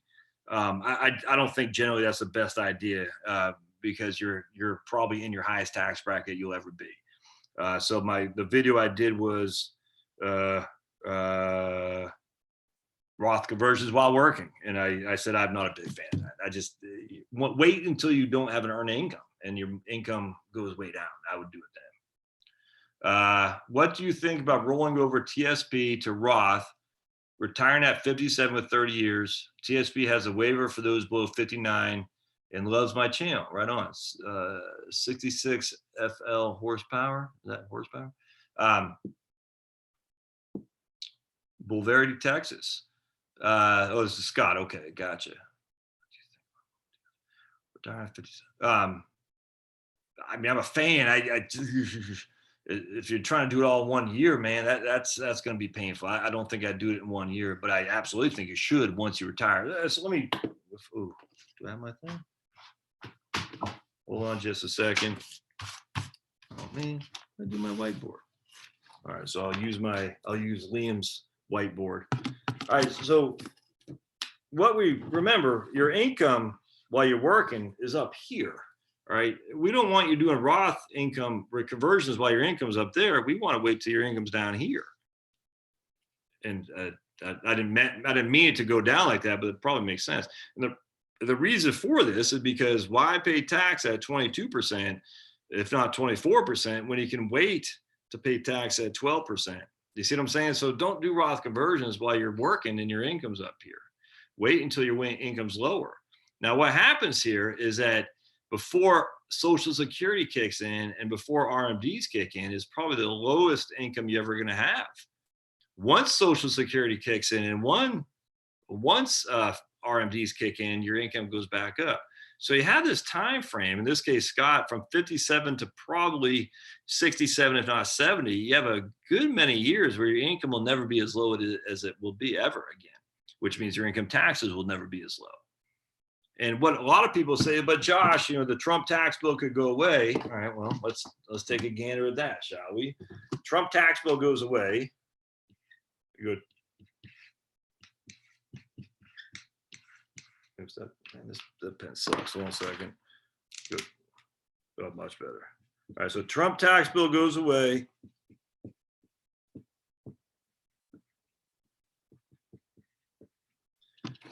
This is your income tax change. 10 to 10, 12 to 15, 22 to 25, 24 to 28. Not a huge difference, not that big of a deal. So everyone always says, well, I need to do it before the Trump tax bill goes away. And I don't actually challenge that so much. I just, you're going from 10 to, or 12 to 15.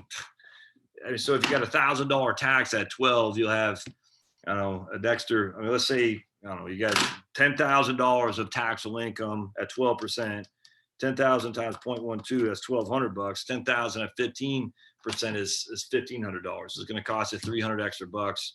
I just don't think that's that big of a deal. So it's definitely not worth trying to avoid an extra $300 because the Trump tax bill goes away in order to pay a 22% tax bracket now. And don't do that. Regarding Secure Act, I believe the change occurred with beneficiaries. I think beneficiaries have 10 years to withdraw and pay taxes. Yeah, that's 100% right, man. So if non-spouse beneficiaries have 10 years in which to exhaust the account, that's 100% correct, and pay the taxes, right? Sucks. If 401k monies is moved to the FRAN, how does RMDs handle?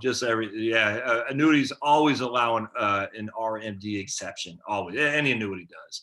There'll always be an RMD exception. I guess you probably want to chat with any insurance company that you look at to make sure that's the case, but that you can't get away from allowing an RMD exception because the IRS certainly dictates that for sure.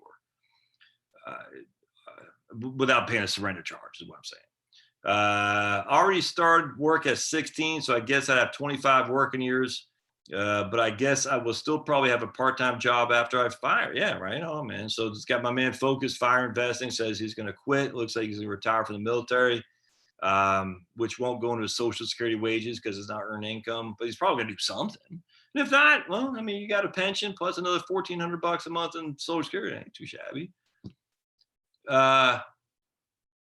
Please explain why have money tied into an annuity that pays 2% when a high yielding savings account offers the same rate?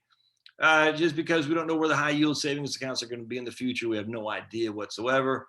And we can add money to the annuity. Historically, it pays out of a 10-year treasury. We don't know if the high yield savings account will. That's why. I literally no other way around that. If you look at the history of the flexible retirement annuities, and you can't, I'm just telling you, you can't unless you work there. They have significantly higher rates historically than typical savings accounts do. And I can't guarantee they'll go for it. I just can't. I just don't know. But again, the point is not, I do not want to be a salesman for it because I don't care. But at the end of the day, you're waking up and Rob has $300,000 to deploy into his safe bucket of his money on his barbell approach. He says, I have three things. I have the FRAN. If I put money in there, I get 2.2. It's liquid. It's tax deferred. It's guaranteed by USA. All right. I have a high yield savings account, which is 1.85. It's liquid. It's taxable as income, as interest income. It's guaranteed by FDIC up to $250,000. And then I have, again, a CD that I could lock up for a couple of years. So that's why, because right now the high yield savings accounts are paying competitive. I guess. I do not expect high yield savings accounts to continue to pay 1.85 without having to bounce from account to account. The reason the annuities can pay that this is, look, man, no one's going to believe me here. I don't care. I'm going to say it anyway. The reason the annuities can pay what they pay, roughly the equivalent of a 10-year treasury, because they are literally going out in the market and buying long and intermediate term quality bonds. That's literally backs these annuities. I'm just telling you right now, look at any insurance company portfolio. It's all based on intermediate and long-term high quality corporate and government bonds. Because most annuities do not provide liquidity like the Fran does after 7 years. That's what makes the Fran exceptional. And we all know this at USA. Internally, that USA, they all know it. It scares the death out of them. The issue is if they have to change the contract, they have to do it with all 50 states. And that's a freaking nightmare from a compliance, never mind cost. They don't want to do that. I'm just telling you right now, I've had these discussions a million times a Sunday. So we know with USA, they sit there and say, oh man, we never expected it to be like this. I'm just telling you right now, because we are giving liquid accounts that's backed by non-liquid bonds, intermediate long-term treasuries and corporate bonds. Savings accounts not like that. Savings accounts can be the shorter end of the threshold. And the Fed funds reserve right now is very favorable to short-term bond. I get it. Savings accounts are higher than longer-term CDs simply because of Fed funds rate. And we somewhat have the inverted yield curve in that regard. But I'm telling you, that's the exception to the rule, man. It is. It's just no other way around that. Will be the exception to the rule for, I have no idea. But right now, the Fed funds rate's here. 5-year CD, 5-year treasury bond is here. That is the exception. The rule is always like this. All right. Now, will we ever go back to that? I don't know. But if you have a bank that is giving you a higher account than a 5 to 10-year treasury bond, you have to start wondering how can they maintain that in a liquid account, because they have access, because they have to be willing to give people money when they call for it. They have to do it in a savings account. There's no other way around that. And so you can easily see. Look, I worked in banking many years ago, and I know how this works. Banks try to raise money so they can increase their loans. The way they raise money is they raise temporary CDs, temporary money market rates to get you in the store. You go buy their product. After your CD matures, they have you as a customer. They can call you to sell other stuff. This happens all the time. You say, I just want to keep the same CD rate I got at the bank. Was a promo rate, Mrs. Smith.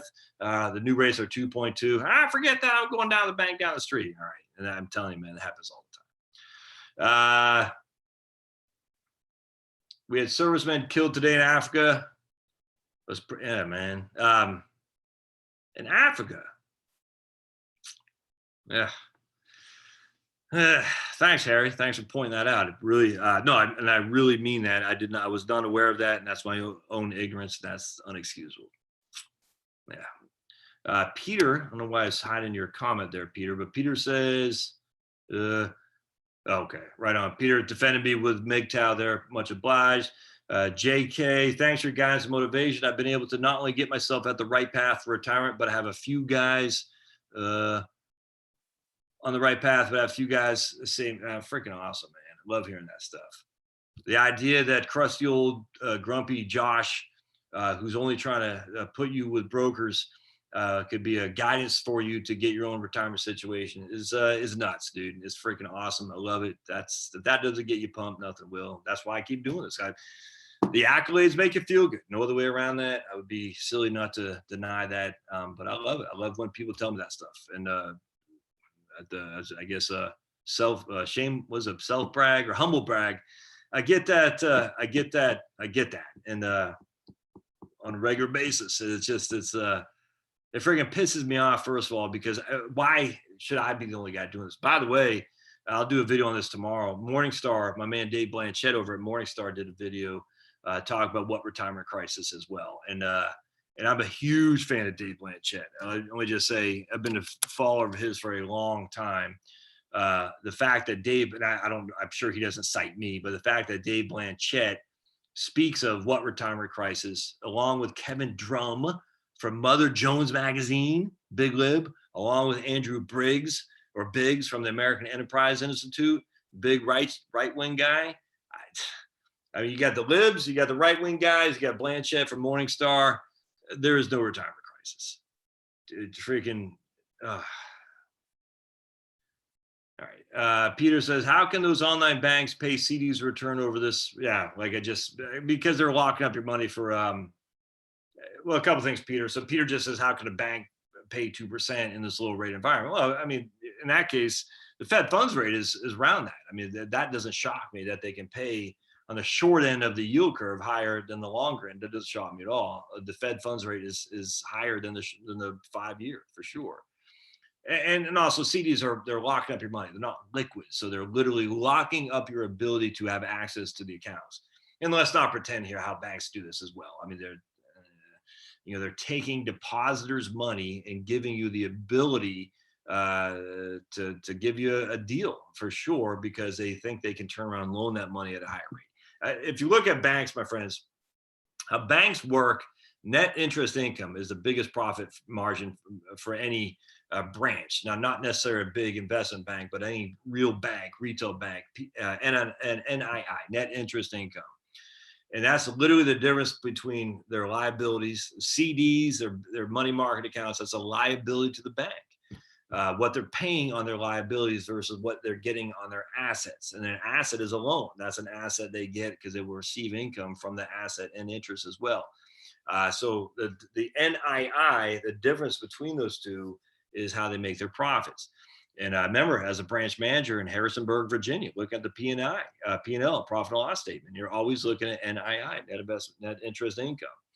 And what's happening here is that the banks say, look, we're willing to have a loss leader on short-term CDs, for instance, if we can gather deposits to loan those out for credit cards and things like that. And literally, that's how they make their money. Because as NII drops, banks get in a world of hurt for sure. And so they got to fix that by loaning more and more money out, hopefully at a higher interest, what they're hoping to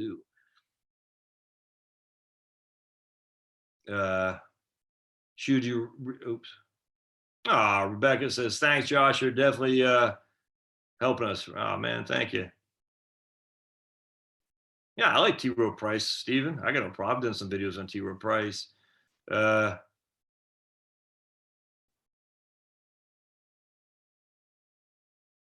second. Okay, I missed some stuff. Hey, Vero Beach, man. That's my wife and I held hands a long time ago before we're married. Let's see.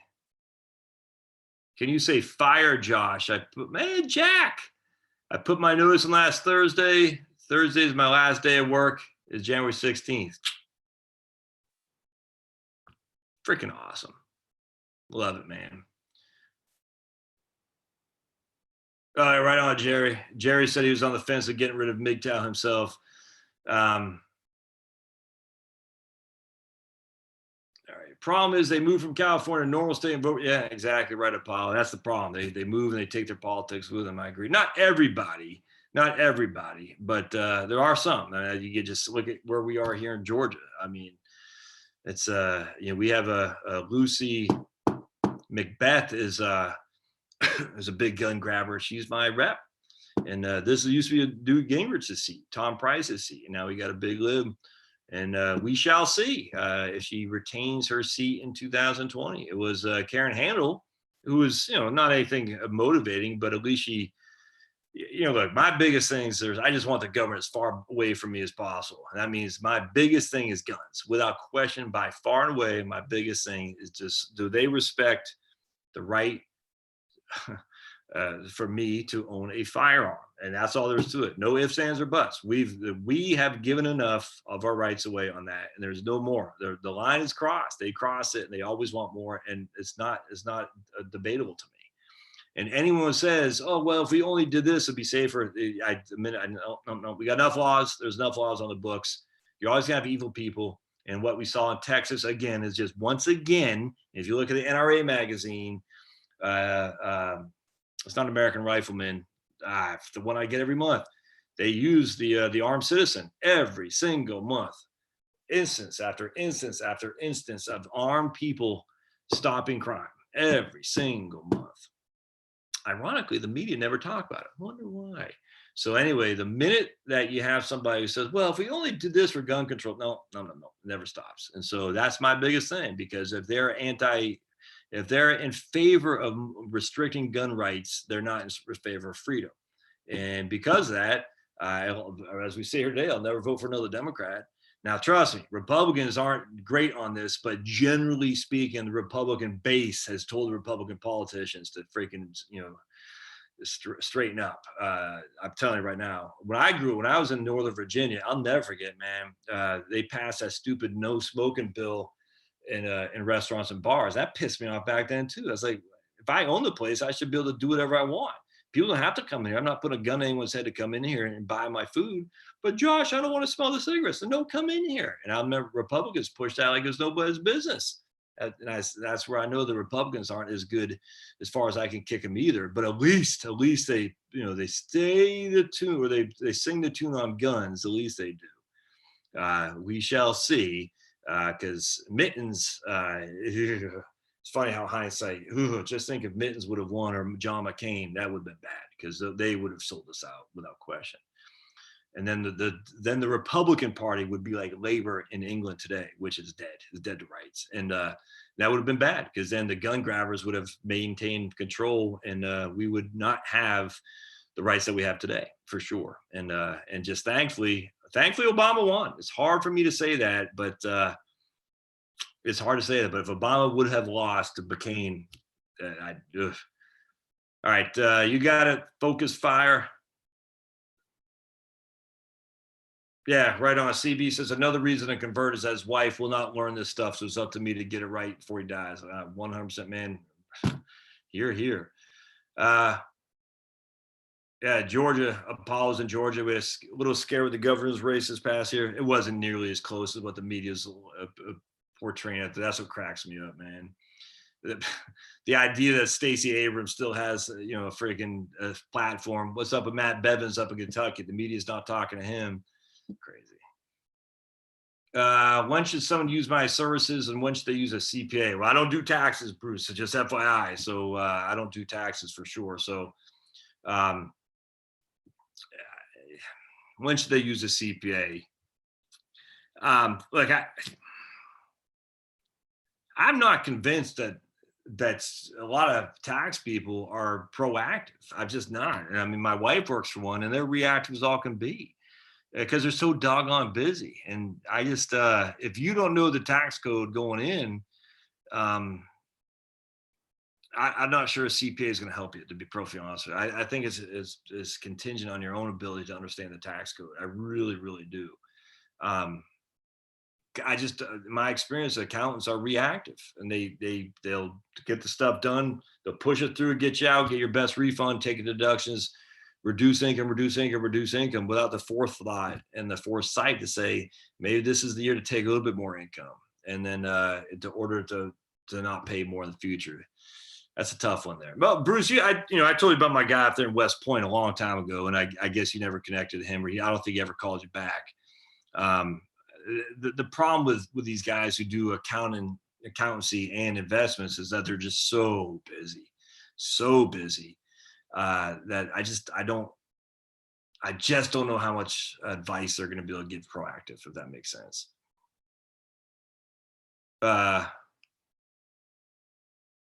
Actually, I said, oh man, I was gonna great riff. I gotta show you this. This is all right, my friends. For you who are on the left, you probably hate me right now, and I get it. That sucks, but this is funny. I gotta show you this. Oh my God, hold on just a second. This is this is funny. Hold on. I promise this will be worth it. All right. I gotta sneeze. Hold on a sec. Wait a second. Right here. 2 types of men in Texas. Wait, let me make sure you can see that. 2 types of men in Texas. Alpha, that's the church guy. And then we got Beto. 2 types of men in Texas. Alpha and Beto.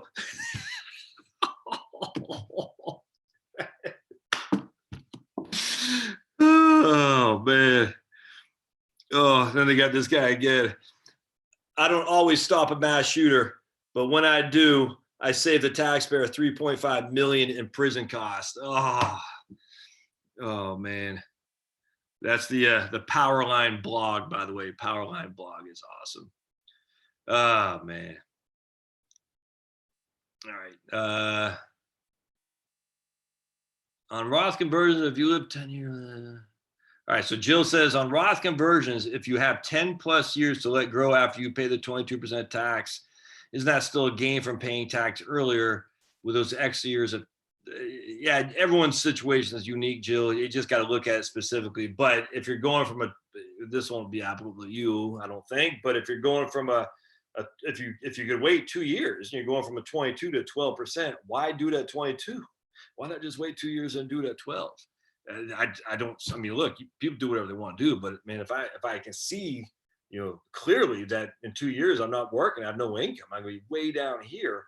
Why do it when I'm way up here, employment? And then I might even be in not just 22, it might be in 24 because of the additional income. I just don't think that's yeah, Austin. I don't want to ever be in Austin. And the property tax in Texas are bad. I'm telling, like I said in the video the other day, man, oh man, oh man. My wife is Jones to get back to Texas, something wicked. And we had entertained even moving there before the kids are out of school, but I just, we're not going to do that. We're going to wait 7 years. By the way, man, I was looking at some places out in Kerrville, Comfort.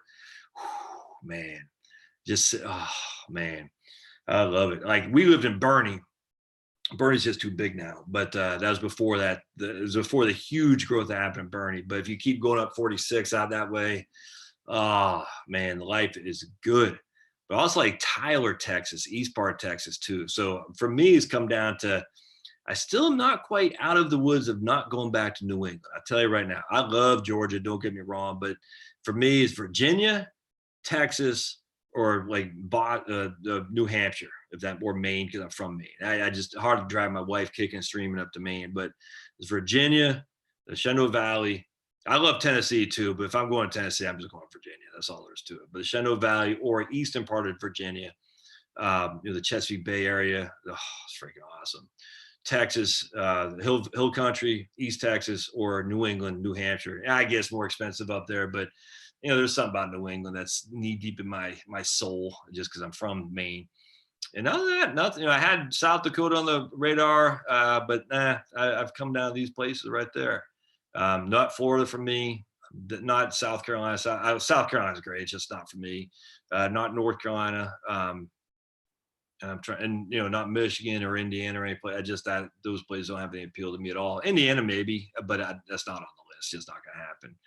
Seems like I'm missing one other place. I could handle going back to Prescott, Arizona, but I think if we're going to do that, we just go to Texas. Am I missing someplace? Idaho, Coeur d'Alene, Bellingham, Washington. Ain't going to happen. Yeah, it's fun to talk about. All right, let's see. What is your thought? Yeah, we talked about that. Like T-Row.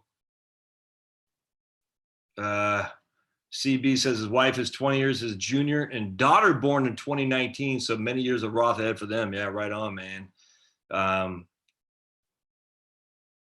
on, CB. It's fantastic. Man, think about a Roth for a 2019-year-old born daughter. Man. All right. Joyce, thank you. Michael. All right. I'm starting to get God bless Powerline. Right on, man.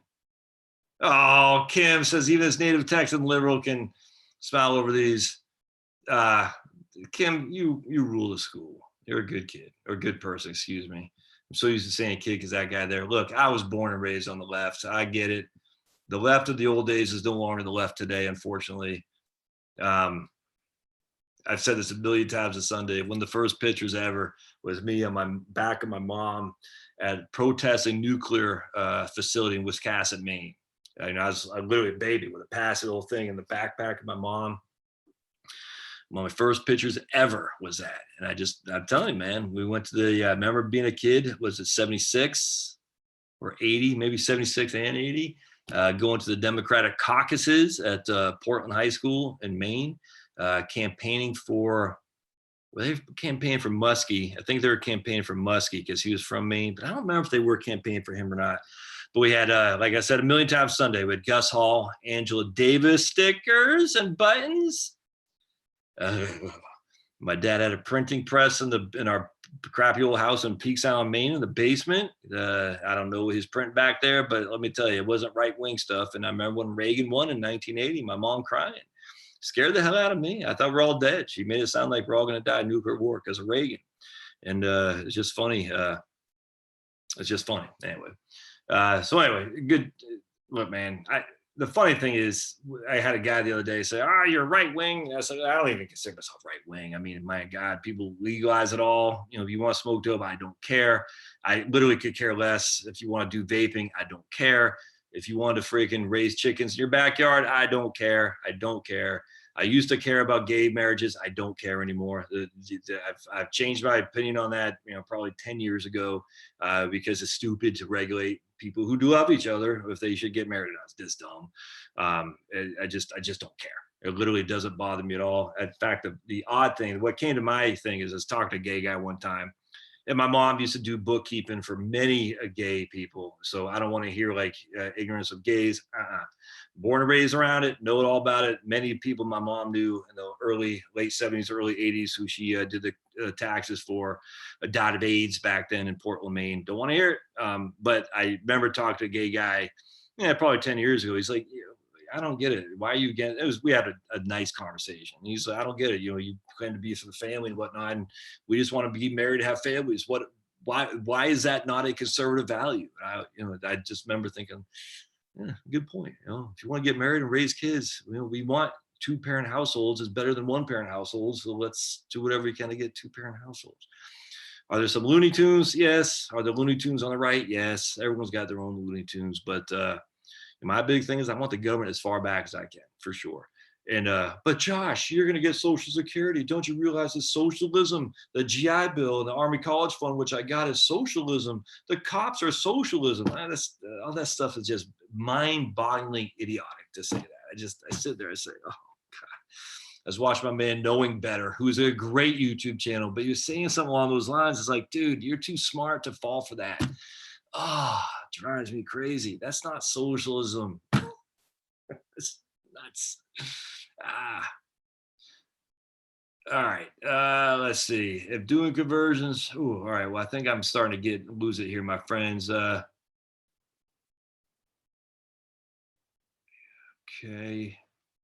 You should see what I've had to do for my ARs and AKs here in AK to keep them legal. They'll only be legal until they decide they're not legal, though, CB. That's the problem, man. Was able to buy lots of high capacity mags, high capacity clips. I'm not, cryptocurrencies. I just don't follow that much. And again, I followed Jack Spirko of the Survival Podcast. I followed my man. I'm drawing a blank. I'm interested in it to some degree. It kind of bores me, I guess. I just don't follow that much. Stacks Hexhammer, I'm a big fan of his, and he accepts Bitcoin and other cryptos. It kind of bores me. I don't know why. I'm just late to the game, but I just don't pay that much attention to it. Mad Hukolu. Sam's. Are you kidding me, Sam? Sam says Stacey Abrams will win the governorship in GA the next go around. Oh. Man, one of these days, my man Sam is going to put a check next to the R line. I promise you. Sam's going to do it. I'm telling you. I feel it in my bones. Sam's a good man. I don't care what they say about him. Binary options. What the hell is that? I don't even know what that is, Andy. Binary options. The minute you said binary, I thought we were talking about some trigger word like cisgender or whatever the hell that is. I don't know what a binary option is. Sorry, man. Why can you not buy annuities? Yeah, annuities. You can. You got to do it directly through the insurance company, though, Bernie. You can buy annuities direct for sure. TIA, CREF, USAA. I'm sure Mass Mutual. I don't know. Mass Mutual.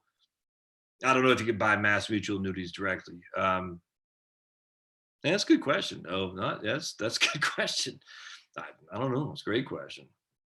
All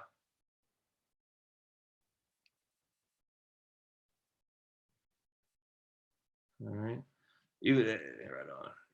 Dan, get Josh. I must have missed something with Dan. Get my ebook. Yeah, I must have missed that. Sorry. If you have, okay.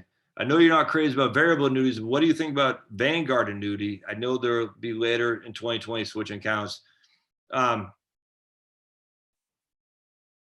I got no qualm with Vanguard annuities. I think did I do a video on that a long time ago? I don't know. I don't have any problem with it, James. I just, at the end of the day, we don't want deferrals, ideally. And the thing about annuities, they make you have deferrals, and deferrals don't accomplish what we want to accomplish, because you're literally putting money that could be taxed much more efficiently in qualified dividends, long-term capital gains into ordinary income.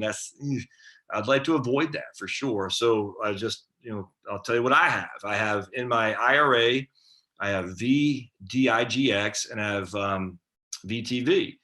And in my taxable account at M1 Finance, I have VBK, the Vanguard Small Cap Growth Fund, because the Vanguard Small Cap Growth Fund has very little dividends, so I don't pay hardly any 1099 tax on that, and it has no turnover, no capital gains whatsoever. So essentially, it's growing tax free for me, similar to a Roth IRA. Now, my IRA is where I have all my dividend stuff, and I haven't converted that to a Roth because, frankly, last year I made too much money. I was stunned how much money I made last year. I thought I would be able to do all my conversions, but it would not have made sense.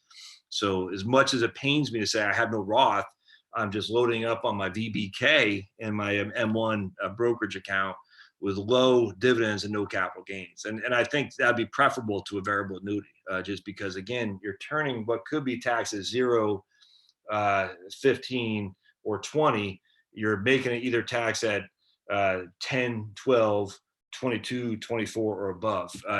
Ordinary income is always and everywhere taxed higher than long-term capital gains and qualified dividends. Every single capacity, it forever is. Well, I would say forever, we don't know, but under the current tax law, it is. And because that, why turn something that's tax preferred or preferable and to make it less tax preferable, if that makes sense. Yeah, Sticks. I'm a big fan of Sticks. I support him on Subscribestar. So just real quick, we'll close this up. Actually, I do want to talk about what's my take on real estate. I mean, I think it's a good move. I think having a combination of real estate, Jackie, and the market, I actually think that's I think that's a big thing to do. I think you should have some of that. The problem, how do you do that? I don't know. I think it kind of goes back diversification, kind of like I was talking about having the annuity, another arrow for your quiver. Real estate's another thing too. I think if someone can do that and get an income stream of a rental real estate, on top of stocks and on top of cash money sitting in a savings annuity account like we talked about all night long, I mean, it's tough to beat, man. You got real estate, they got Social Security, you got real estate, you got investments in stocks, and you got a cash bucket for emergencies. My plan, frankly, would be to do that. And if you would have told me that 3 years ago, I said you're crazy. But I got out a little bit. What the debt I had last year, I got out of it. I still have student loans I forgot about with Maddie, so I got to knock those suckers out. If I get paid like I did last year, I will, which is awesome. And who knows? But if I get enough saved up, like I said before, that at the end of the day, my goal for 7 years from now is to have 250,000 saved up, where I can buy. We're going to downsize this house and buy. Where we're going to downsize, because we got 4 kids, right? So once all the kids are out, Charlotte and I don't need this kind of house. So we're going to downsize this and move into something, say $250,000 paid cash money. So we'll have no mortgage. Well, we'll still get a pretty good amount of equity from this. And then the question is, how much of my IRAs and my M1 built up over that amount of time? I don't know. How much as equity do I have in here? Well, let's just say I had 400,000. We'll use that. Could I take $200,000 and buy an investment property and then $200,000 and invest it? So I have a mortgage, no debt. We'll say freaking $200,000 in investments. And I'm just throwing that out there, $200,000 in real estate and say 50,000 in cash. It's not a bad place to be. Plus Social Security. That seems to me to be a pretty good goal. hopefully I have more than that. I'm just throwing these numbers out. I have no idea, but my goal would be to have no mortgage and then use whatever equity I get from selling this house to consider opportunities that lay out there. And again, I said this a million times a Sunday, I do believe there's going to be a plethora. Is that the right word? An abundance, I guess, of rental real estates coming into the market as the baby boomers die off. I know it sounds bad, but I do think so. I think you can get some of these for cheap. I talk to people. Well, my man from Montana will go nameless. And he's freaking kicking ass and taking names on rental real estates. He's kicking ass, taking names. And I know there's other people aren't. I get that, but but he also has stocks too. And it's like the perfect portfolio, and very little money in IRAs. He's got real estate, he's got brokerage accounts, Roth, and very little money in IRAs or TSP. And that's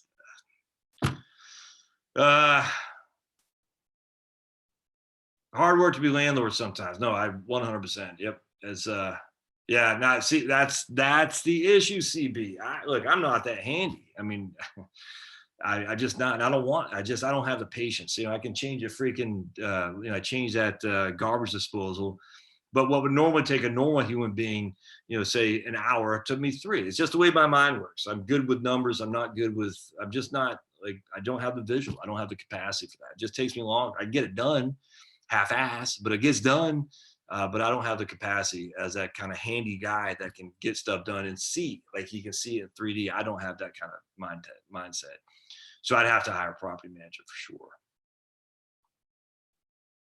Private pensions appear to be a veiled annuity. And that's what it sounds like, Rick. Yeah. So that's because they know everyone hates the word annuity, Rick. So they say, it's a private pension. It's just an annuity.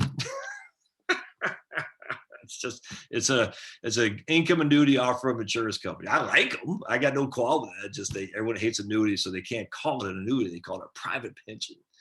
All right, my friends, I am out of here. Blessings to you all. 2020 is here.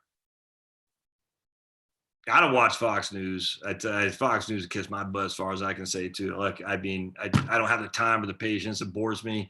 The political stuff bores me to death. I don't watch Fox. Sean Hannity bores me. I've always been a Rush Limbaugh fan, but Sean Hannity is just not anywhere near that guy's capacity. I listen to Tim Pool, Styx Hexhammer. I listen every now and again. I listen to Joe Rogan. I'm Prager on occasion. I listen to a lot of energy videos and podcasts. The Powerline show, they have a lot of podcasts on alternative energy, which I like because they show you how abundant fossil fuels are and how much we need them. I like that stuff. But I just, the political back and forth between the guy on the right, the guy on the left. Oh God, who's that blonde head lady, Tori something or Tony? I'm just like, I just can't take it. I'm like, it just bores me. You got what's her name, Kirsten Powers, pretty girl from the left versus a pretty girl from the right, and then you got a military guy from the left and military guy from the right. I'm like, that's not me. It bores me to death. All right. So anyway, I've been Rush. The reason Rush is so good because he's funny. I mean, no other way around that. I mean, that's like Bill Burr. Look, Bill Burr might not be a lot of people's cup of tea. I'm sure he's probably on the left by and large, but he's funny, man. I mean, he cracks you up. It's the thing. You just gotta, Bill Burr, right? Absolutely. I listen to Bill Burr all the time, without question. I listen to some of my favorite podcasts are comedians. Another guy I listen to James Altucher. He's pretty good. He's funny. Reason Magazine. I listen to their podcast. I listen to my man. Let's see here. Dennis Miller. He's got a podcast which is pretty good. Here's a guy I listen to right here. This guy right here, Unregistered, with Thaddeus Russell. If you want a libertarian anarchist take of things, this is more along my lines. There's a guy who's freaking tearing up the world with talking to the outcasts. Love that guy. Here's my this is Living Free in Tennessee with Nicole Sauce. Living Free in Tennessee. Listen to her. Who else I got on here? There's a Cato Daily Podcast. There's my man Bob Murphy. There's a Reason podcast. So you can see lots of, I got an eclectic taste of things. It's just the traditional right versus left stuff is just silly. I guess that's pretty much. Oh, I do listen to a lot of Christian stuff. So we got this, my man, Unbelievable. So we got Jack Spirko right there, the Federalist, and then you got Unbelievable. He's a lot of good debates on Christianity, which I like quite a bit. I used to do my podcast. I used to love the Malcolm Gladwell podcast, man. But he, I don't know. I don't listen to that much anymore. I thought it was pretty good, but he just kind of he went off on football without having any evidence, and it ticked me off. So easy to bash football, and I don't like that because I like football, and it's so easy to bash football. I don't like that. And I said, man, you're being hysterical, Malcolm, and I don't like hysterical stuff unless it's making me laugh. Not familiar with Steve Turley. Yep. All right. I'm out. Pretty girls from the left annoy me. My Spotify list, says Carl. All right. Well, I was just listening to. I don't have a Spotify, but I do have. So here's my new recent guy, the Punk Rock MBA, which I like a lot. So he's a Punk Rock MBA. I just came across him. I like my man Grady Smith, who talks about country music, because he's like me. He can't stand the current country music stuff.